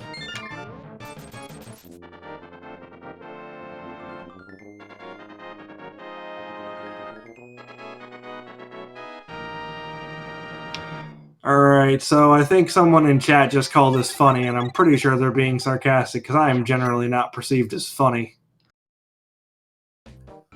Well, fortunately, unlike us, chat can't convey the tone of their voice, so I'm going to take them at their word.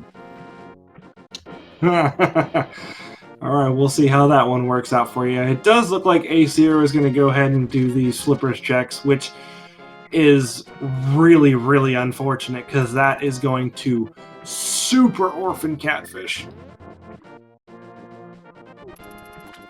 Yeah, it's hard to blame him for this play, but unfortunately, with the curse of knowledge, we know that it is not the play that's going to make this a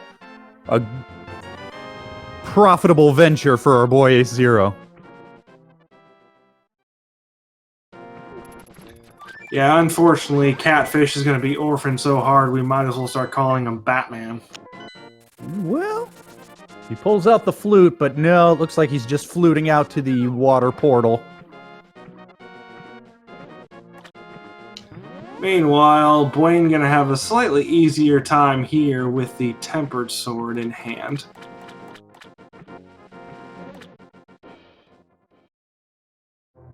And AceZer going to get a general upgrade here in defense and attack.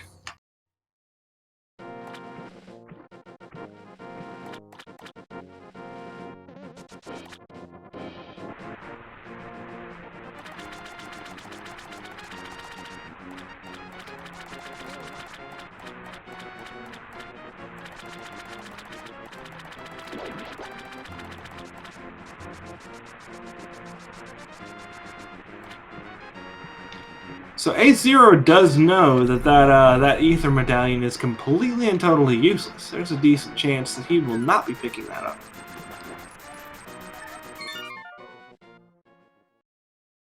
Yep, that's a nice little time save, but he's going to need all the little time saves he can get as he searches in vain.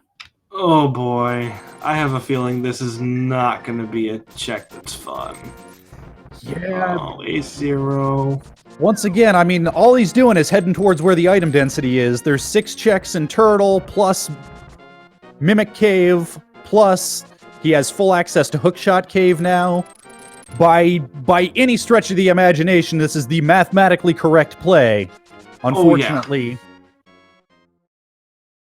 And with Buane headed towards Skull Woods here, he's going to be in go mode in just a moment here.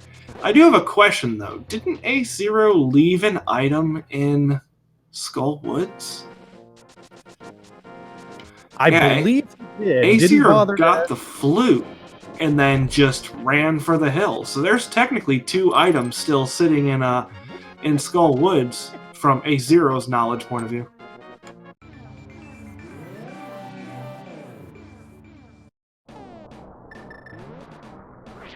Yeah, that's another move that made a bunch of sense at the time. Because he'd just gotten that flute. He was in Shrogo, as far as he knew at the time. Meanwhile, Buane opting to go fight the Moth before checking the chest that we know to contain the flute.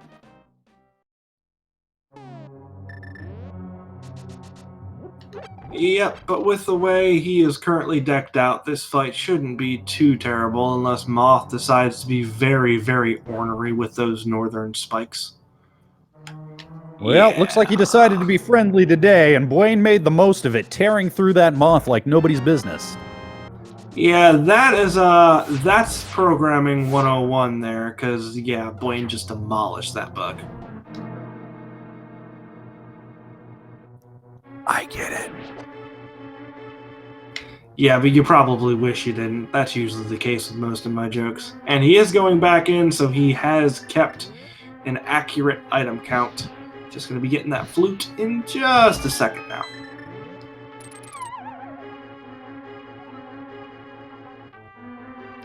That was a swag dash. I didn't know you could... I mean, it's obvious that you could do that at some point through the back of Skullwoods. I've just never seen it done.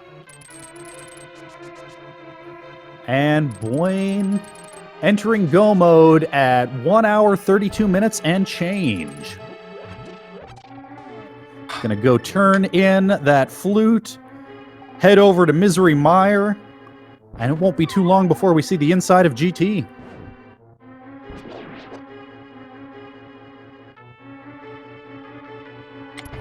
Alternatively, Buane could go ahead and take out Eastern Palace and just make this an all dungeons run.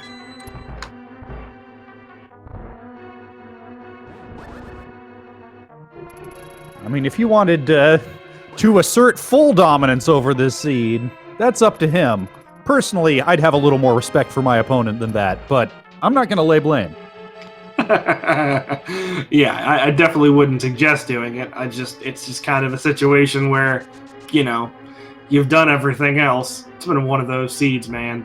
This item collection rate's not going to be fun, especially if that GT Big Key is somewhere later in the basement.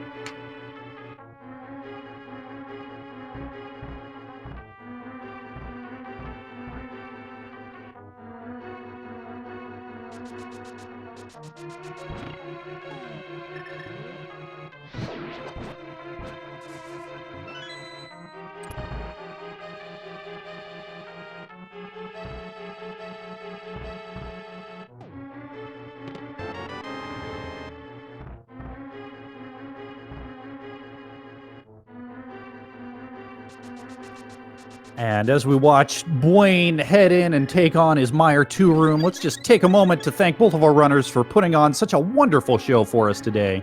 It's always awesome to tune in and see an exhibition of Link to the Past skill. Yeah, very much so. It is not an easy thing to play a seed, especially not a seed like this. And they're doing it in a tournament setting, and they're letting all you guys watch, which is mildly terrifying. So definitely smack the follow button for both of them, as they have done the best they can with this seed. Hey, that's nice. At least we got an early big key from Meyer.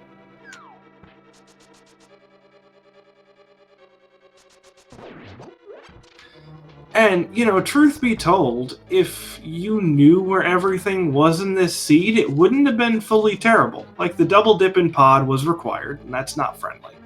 And, you know, Aghanim's not fun. But Turtle Rock was completely and totally useless. It just didn't seem like it at the time.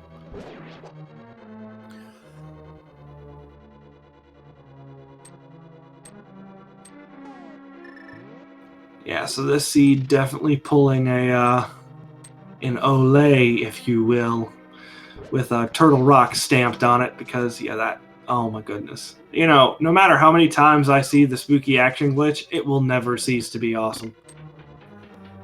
It is a real fun piece of tech. For those who don't know how it works, I don't either, but I know how to do it. It has to do with your vertical orientation as you head into the portal.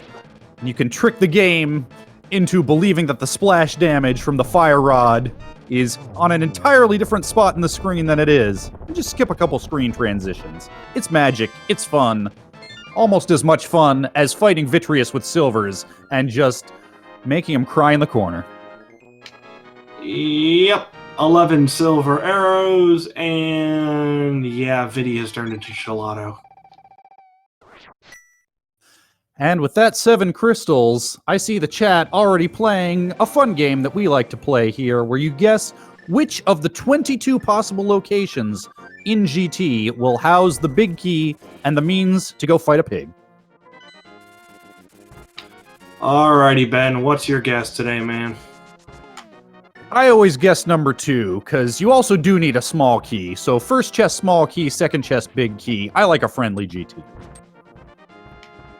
That's not a bad call.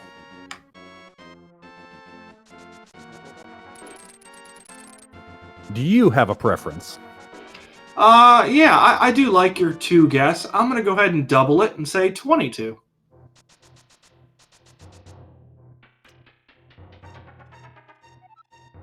I'd say I'm sorry, but we both know that's a lie at this point. Well, 22 is a fun spot, because occasionally you get that runner that's just feeling way behind and in the mood to gamble, and does that tile room first. Yep, that's why I said 22 and not tile room, because with the way Buane is feeling, 22 might not end up being tile room. Although, honestly, I feel like some of the potential anxiety here for his competition would be lowered by the fact that he does have a lead in this series right now. Yeah, it's always nice to know that even in the absolute worst case scenario, worst that can happen is it goes to a game 3 and you get another chance to knock your opposition out of the tournament. Yep, worst case scenario, more rando, which, I mean, isn't that bad of a scenario. Meanwhile, AceZero does go ahead and get the first pendant of the game for him, so that's nice. Alrighty, and we are going left side for now, so we could have a Dark Magician strat. We also just could have full left side.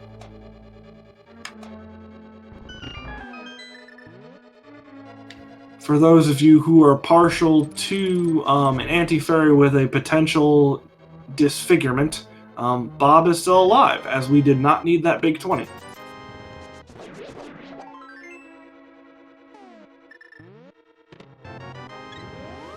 And we didn't need anything in that room either.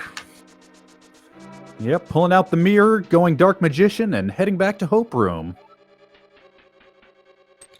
Yep, if I watched Buane play quite a bit more than I currently do, I would perhaps have an idea of what his traditional route through GT is, which would potentially give me an idea of how behind he's perhaps feeling, as we are going to see that item that is fire-locked in Hera. Oh, Ace. Yep, you can tell Ace isn't feeling too great right now, because he's checking some of that out-of-the-way stuff.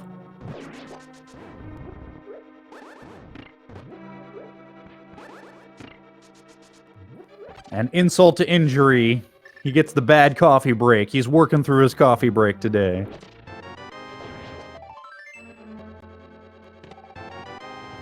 Well, half magic is nice, if nothing else. Not necessarily required, but nice. Just in case you were worried that magic management might be an issue, worry no longer. Yep, so with a slew of checks out of the way, we are headed back to that double firebar room in just a moment here. As AceZer looks like is going to either check that last item in Thieves Town or is going to go get himself a green pendant.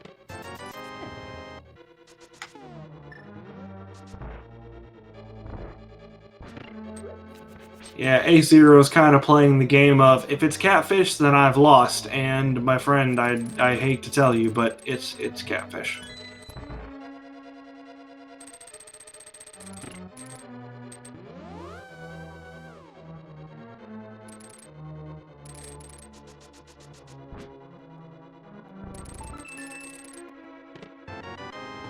Buane deciding to keep his bonk count slightly lower there, doing the iframes to get through the firebar, and trying to divest himself of some bombs, but unfortunately not going to divest of enough. Still got 2 left.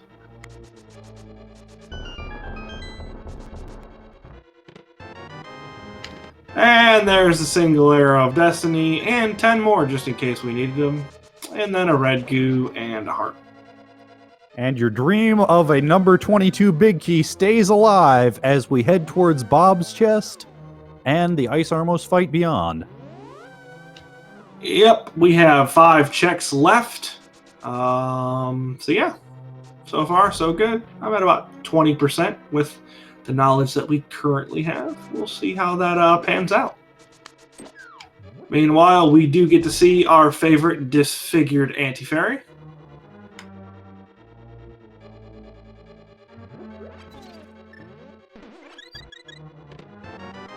And there it is, Bob's chest. Unfortunately, not 14 this go around, as we did get a right side play. So 18 is the winning number, as I scroll until I find someone who guessed 18.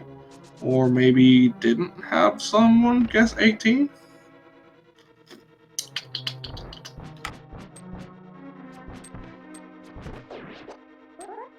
There we go. DM_GMC, congratulations for being the first person to guess 18. Ben, do you want to go ahead and tell them what they've won? You win a classic vintage Stan Lee No Prize. Nice. Keep in mind, this Stan Lee No Prize is not redeemable for any other form of currency. Welcome to Rando.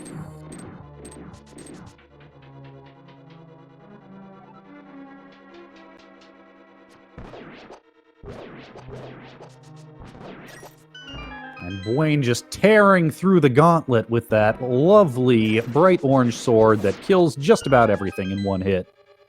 He's not stopping for anything. Yep, and for those of you who like seeing what is behind every check, we get to see what's behind Graveyard Ledge here. Actually, this is probably the most convenient time that AceZer has left to check that catfish.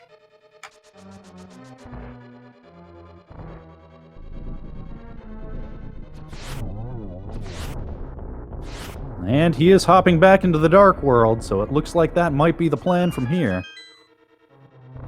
Thank goodness.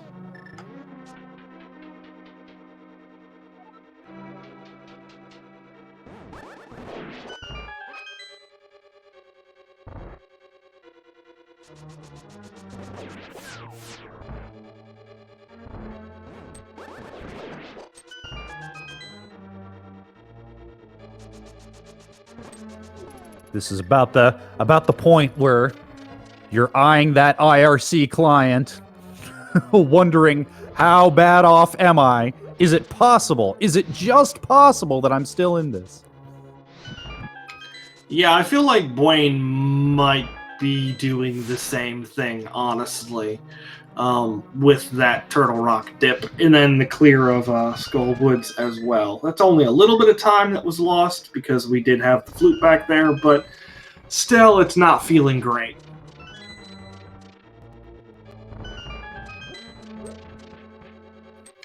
And there we go. At approximately an hour, 45 and a half minutes, AceZer grabs his Quake and feels probably less than wonderful about this seed.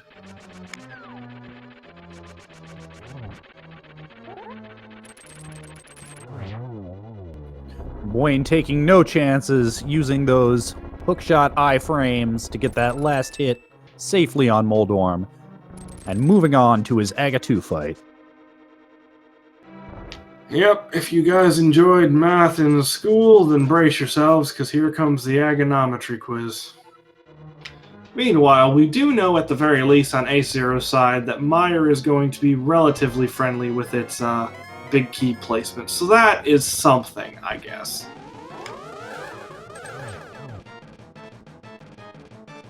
Sounded like we had a double there. And another that's double. what I heard as well. And a nice friendly setup to close this out easy peasy. Yep, so deuces are wild if you enjoy keeping track of how many hits we got per cycle there. 3 cycle, 2, 2, 2. Or it would have been a 2, 2, 3, technically. You know, I don't think that bonk was intentional, but it was hilarious. Yep. Aghanims All right. like Blizzard and Overwatch, they've decided to force 2-2-2 on us. Get out. Alright, so, anyways, for the Ganon fight here, we have some random quote. This one a bit more serious. Sometimes we have fun little facts, like the first hot air balloon company, but not this go-round.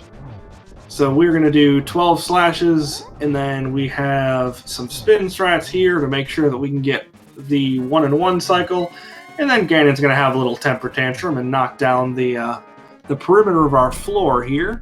And then with silvers, we just have 4 silvers to the face, or the shoulder, or the back of the head, as the case may be. And then we have a piggy who's get turned into bacon. Eventually, when he's done trolling us by teleporting around the arena. Jeez. So in the vanilla game, this teleportation sequence is slightly random.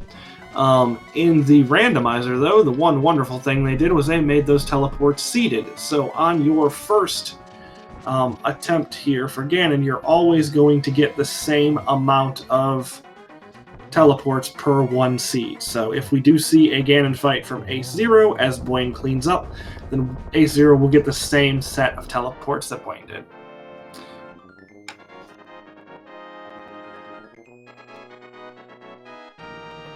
And get your GGs in chat as Buane crosses the bridge and over the finish line. Yep, Buane does finish in first place with an official SRL time of 1 hour, 48 minutes, and 37 seconds. So toss your GGs in chat if you have not already. AceZer does pick up his 7th crystal, so could be headed up to GT if he so chooses at this point.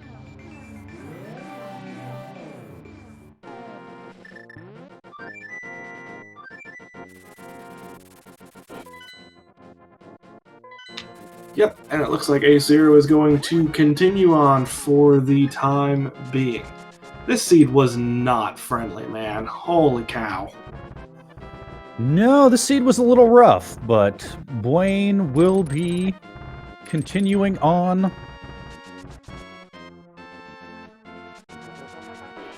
into the next round of this bracket phase of this particular tournament.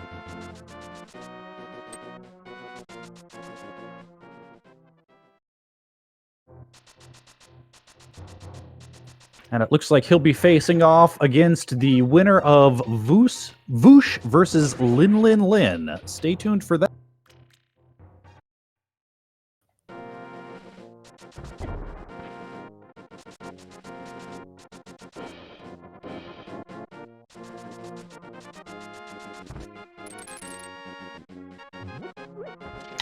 Yep, and they have not currently played any games in their series yet, so that one is completely and totally up in the air for the moment. And it looks like we will, in fact, be joined by Buane for a post-race interview shortly. Sounds good. I'm sure Buane has some choice introspective thoughts he'd like to share. And here is the man himself, GG, and congratulations, Buane, on your victory here today. Hey everybody, thank you very much. So, how about that seed? I was joking around with Ace. We went 0 for 2 in this series on having good, quick seeds. But, you know, in the end, I guess Catfish bails me out in both seeds that we played, so at least there's that. I feel like, as it pertains to V31, that 0-2 or 0-3 or 0-7 is something that a lot of runner sets have had to deal with. Yeah, I mean, it was close to being a relatively decent seed. It just, the plays that would have been right that you wanted to make were just a little bit too outlandish. You know, trying to go to kind of an early-ish AGA, but that wasn't really on the table because the things you could do before AGA weren't that bad, and you know, not doing Turtle Rock when you were up on Death Mountain, one item from Go Mode, but that seemed kind of risky. So it was just like almost supportive of making the right decisions, but not quite in the end letting you do that. So ended up basically, I mean, I guess I didn't do Hair Basement and I didn't do Spiral Cave, but other than that, I did everything else. And, you know, Ace sounds like had a similar problem without being able to find Quake. I actually didn't even realize like that was good. So since I checked Catfish so early, I kind of forgot that that's where Quake was. So he and I were chatting post game, and when he said he'd been looking for Quake for a while, I kind of hadn't thought at all until just then that, you know, hey, that was actually good that we got Catfish out of the way before doing Death Mountain, picking up the mirror or the mitts. Yeah, there was a situation there where AceZer had grabbed the flute off of the back of Green Pendant Skull Woods, and you had gotten Quake from Catfish, so we were just kind of waiting for the other to go over. Yeah, and, one of those where you item. guys have all the information way ahead of us. Yeah, pretty much. You at that point did have the better odds, obviously, given that there were several items over there to be picked up. There were both items in Skullwood still, and then the Green Pendant being a third. And then when AceZer went ahead and got his flipper checks out of the way and didn't do Catfish, we kind of had a feeling that this was going to be a rough one for him. Yeah, it's tough because especially in the first game, Catfish was the opposite. He got an item really early off of Catfish that I didn't get forever, but it was the mirror, which meant he did all the mirror checks, and I basically went straight into Go Mode after getting that mirror. So Catfish was mean to him in both seeds and practically single-handedly responsible for my series win, I guess, in retrospect. Yeah, that's another thing we've seen a lot in V31 is basically just one location or one item, as the case may be, just ends up taking over the seed. Yep, certainly one of those things that's going to happen in Rando, and just unfortunate for Ace it happened 2 in a row because, you know, he's in the top 64 for a reason. He's capable of taking a game off of me, a series off of anybody in the top 64, as are the rest of the top 64. So you're not going to get any easy opponents. And just, one of those series where there wasn't much that he could really do the way the items played out. Yeah, most definitely. And that's perhaps part of the fun of, I guess in particular, V31 is the way the items are located, the way they're kind of strewn about for this version, at least for the time being. That might change because at some point we may develop a slightly different meta that helps things go a little faster, but for the time being, no matter how good you are, you can get randoed hard. So oh yeah, it's almost more enjoyable to watch in some situations because you really have no idea going in who's going to win. It makes for rough 1v1 situations sometimes, but I mean if you're playing a randomizer and you're not happy with some of the random outcomes, then you're playing the wrong game, right? So it's just one of those things that as you spend more time in rando, you get used to saying, okay, I'll have to deal with that. And sometimes there just are no lessons you can take away from the way the seed played out. And sometimes it's just random chance. And figuring out the difference between the lessons you should learn and the things that you're supposed to just ignore because it's noise, that's maybe the hardest skill in all of rando. So hopefully Ace isn't too hard on himself after this series. He certainly absolutely deserved the win in game 1, and it just sounds like he got a little unlucky in this game. So yeah, the way that those items in the Village of Outcasts and outlying area ended up working out led to some really different routing, as you had mentioned, with the hammer, and I believe the hookshot was also sitting around there somewhere. Yeah, I can imagine that, even though it was an Aga seed, and those kind of tend to be on the rails. There were so many different options, early game, mid game, and late game on what to do. A lot of times you can play a seed 1v1 and say, I've got a pretty good confidence in where my opponent has gone thus far, and therefore how far or ahead I am, far behind or far ahead I am. But this seed was just, there were at every decision point 2 other very reasonable decisions that Ace could have made. So I was sitting there after doing Turtle Rock saying, I have no idea if I'm dead or if I'm still okay. I'm just going to kind of play straight up. I couldn't make a decision on whether to skip left side swamp, so I just did left side swamp and felt bad about that. And it was really, really tough to get a handle on, like, have I done something majorly wrong or am I still totally okay in this one? Yeah, we both kind of had a feeling that that you guys were probably going to both feel somewhat behind, potentially, because it's really easy, especially in a 1v1 setting, to go, well, my opponent just did everything perfectly. And with all the options that you were given at pretty much the onset of every single choke point of this seed, there were just 5 or 6 options that were completely and totally fine, and then like these 1 or 2 options that were kind of over here, and if you pick that one, then congratulations. You got Quake, and you got this, and you got that, but it was, it could not have been fun on your psyche. Yeah, one of the hardest things in a 1v1 is figuring out, are you ahead or are you behind? It's very, very easy to just kind of assume, I must be behind. My opponent has played perfectly. And so you really need to be careful saying, I'm definitely behind, therefore I'm going to start doing these things I normally wouldn't, because that's just going to lead to losses way more than it's going to lead to you turning losses into wins. Because I didn't have a really good feel on, this is definitely what my opponent has done, and I'm definitely behind, or I'm definitely ahead, I just played very full cleary, very conservative, and just said, maybe it'll be good enough. Well, in this particular seed with so many items in weird locations, it definitely paid off for you. Yeah, that's exactly I got no what complaints. I was gonna say. Although I wasn't sure if Dark Magician is a strat that you commonly do or not, so I couldn't use that as kind of a slider scale for how you were feeling about it when you walked into GT. Yeah, I mean, I don't do the full right part of that, but I will, in every seed, basically, whether I feel ahead or behind, I will do left side to the Stalfos room, right side to Compass room, and then full left all the way to Ice Armos. And that's just, I feel like that stands up pretty well against every in-meta route that you can choose against Tower. It's just kind of like the low variance option, I guess. It's not always going to be... In fact, it probably comes out slightly behind most of the time, but there's still enough times where it comes out way ahead. Like if somebody goes right, there's no key in Hope Room.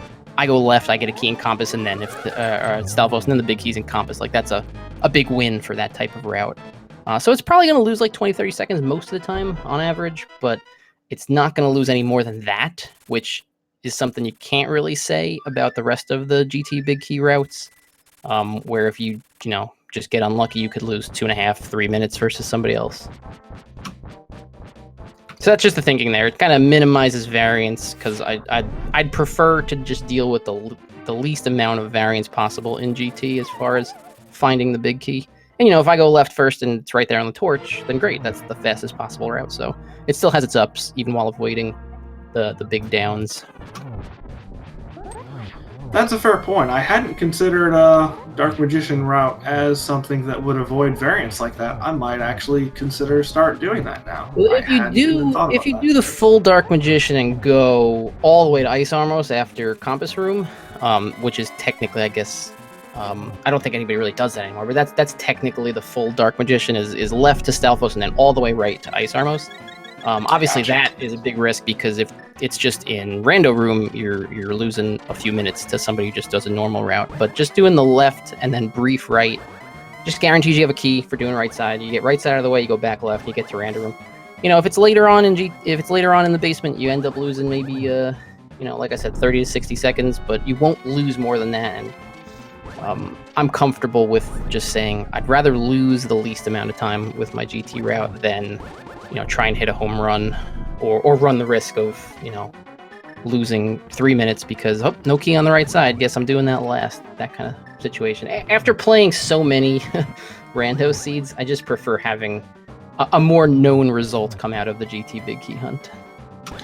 Yeah, that's fair. In a situation where for Randomizer everything is kind of up in the air, having something where you're probably having something that's going to be lukewarm pretty consistently add some stability to the insanity that is Randomizer. Yep, and that's just personal choice. It's not like I'm saying anybody who doesn't do that is wrong. It's just my personal choice is to lose the least amount of time possible. Others who might want to say, hey, if you're playing against me, you might want to say, let me do full left because I'm going to gain a bunch of time on Buane if he does his normal route. That could be a good idea, especially in a 1v1. So it's just, there's no right answer to any of this. That's kind of the cool thing about Rando, and just a lot of personal choice in how individual people want to have their own style.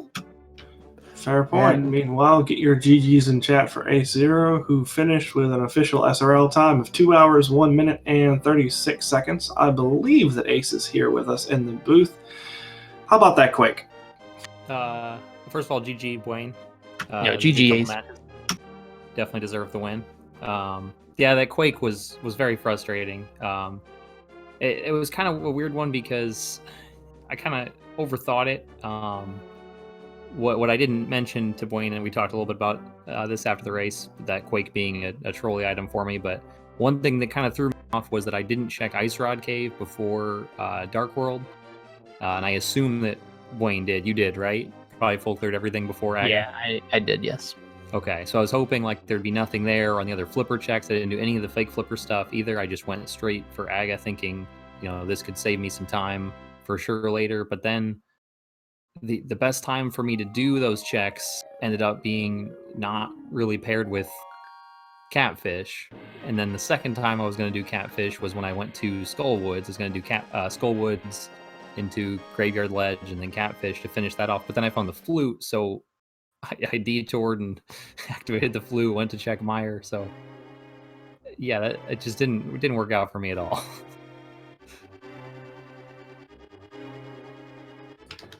Yeah, we had a couple situations where we were kind of hoping that you were going to toss Catfish in with something at some point, because we had a situation where you had the flute and Buane had Quake, and we knew that, because right after, as soon as you got the flute, obviously you went to go Meyer and then saw that Quake was needed. So at this point we were like, okay, well, Ace needs to go to Catfish and Buane needs to go to green pendant back of Skull Woods. And there were a couple times we were like, oh, he might be able to route it in here, but then you didn't. We were like, oh, it's one of those locations. That's unfortunate. Yeah, actually, I felt really good about that Skull Woods play. I think that's probably one of the best routing decisions I made. Since even though Turtle Rock was fully available, I kind of figured that Turtle Rock obviously had the item density and was more likely to be the item, but I still had a decent amount otherwise, and I thought Buane probably did Turtle Rock. And my best chance to win is that if he did all of Turtle Rock, and I can do the less likely play and have Skull Woods or Green Pendant pay out, and yeah, it almost worked. I was definitely happy to find the flute there. It kind of sparked that hope again that after not having any luck for a little while, maybe I still have a chance, but then kind of hit a wall again. Yeah, and you called that perfectly. Buane did do Turtle Rock on the first climb up the mountain there, or the second climb, I should say. So Buane was, that was a huge advantage on your side because there was absolutely nothing there. Yeah, I mean, even then, it still probably wouldn't have been the difference, even if, say, I avoided all of Turtle Rock. I mean, his execution is that much better that he's got probably 10 minutes on me if we do the same check. So it would have been a really close match if I had been able to skip Turtle Rock. But I think he still probably would have taken it from me. I definitely had a few little execution issues. I guess nothing really major. Obviously no bad deaths anywhere, but kind of just felt a little off everywhere, even compared to my normal, not the best play. I mean, you seem to overall play fine. Like you said, you didn't make any errors that were like, oh, well, that's probably going to cost him the game. And I feel like in a lot of randomizers, that's kind of where you're going to be. Regardless of how good you are and how good your execution is, everyone has days where they're just barely hanging on, either because the seed's being weird or because you're having difficulty trying to do 3 things at once. Because that's what randomizer is. You've got You've constantly got the execution that's kind of a dull roar in your head. And then you have, okay, what am I going to do next? What am I going to do right after this? And then you have in the back of your head that sort of meta game, like, okay, what could I potentially get and how's that going to affect my routing? So what routing choices should I make now so that I don't end up, hacking myself off later because of something I did right now? So there's always a lot to keep in your head, and it makes just constant execution a little more difficult because you always have other stuff running in the back of your head up until you're in go mode. For sure, I absolutely agree. But yeah, overall, I'm happy with how things went here in the tournament. Definitely good luck going forward to Buane and the coming rounds.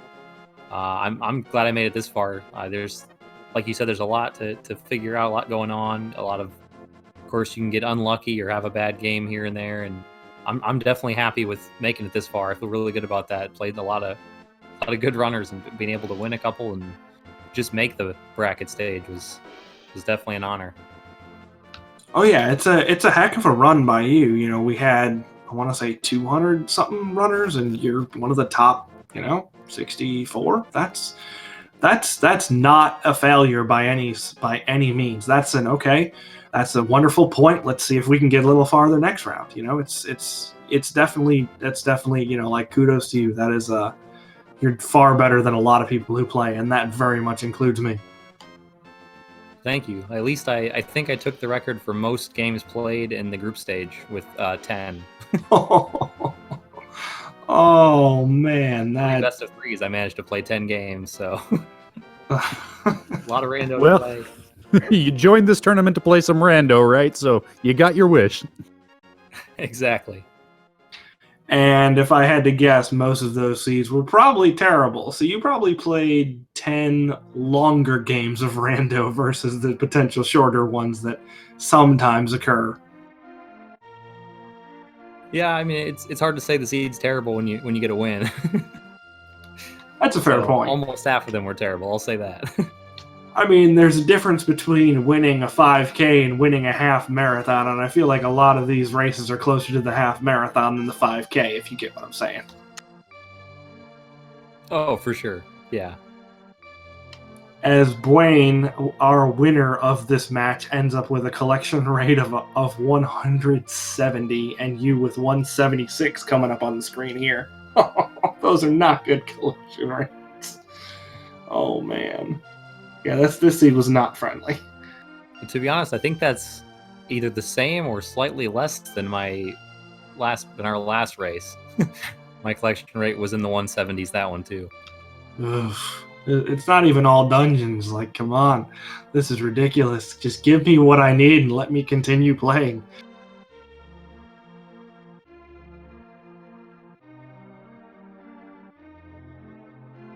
Goodness gracious. All right. So kudos to you for finishing out. 2 hours and a minute is not a bad time for this seed, especially with the way things kind of routed out with what items you got in what order. It just opened up in a really unfriendly way for you. Yeah, thank you. Thanks again.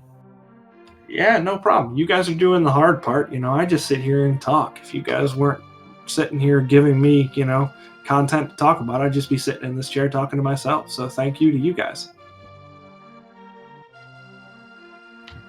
All right, so did you have anything you wanted to end up saying before we hit the road for tonight here? No, just thanks again for everything, for all the comms and trackers, and had a lot of fun in the tournament, and I'm definitely looking forward to doing more tracking and watching as things kind of narrow down and see who keeps moving on. Alrighty, awesome. Ben, did you have anything you wanted to add before we roll on out of here? Just big thanks to both our runners. Thank you, Hammer, for commentating with me. Thanks to everybody at Speed Gaming, Febreze, our tracker, and folks in the audience. Thanks for watching. If you're still hungry for more Randomizer, there's Willard J. Bradley versus AceZer coming up right here on Speed Gaming 2, late night match at 11:20 p.m. Eastern, plus a full day of Rando tomorrow. So plenty more to watch coming up. Yeah, very much so. Definitely get your fix. This game coming up should be good. And then tomorrow, starting at about 3:20 p.m. Eastern, we have just a monster slate of games. And the last game for that one is also going to be 11:20 tomorrow night. So we have just about 8 hours of straight Randomizer. So if you want to watch Rando on maybe 4 different screens at once, you're going to definitely have a chance to do it tomorrow.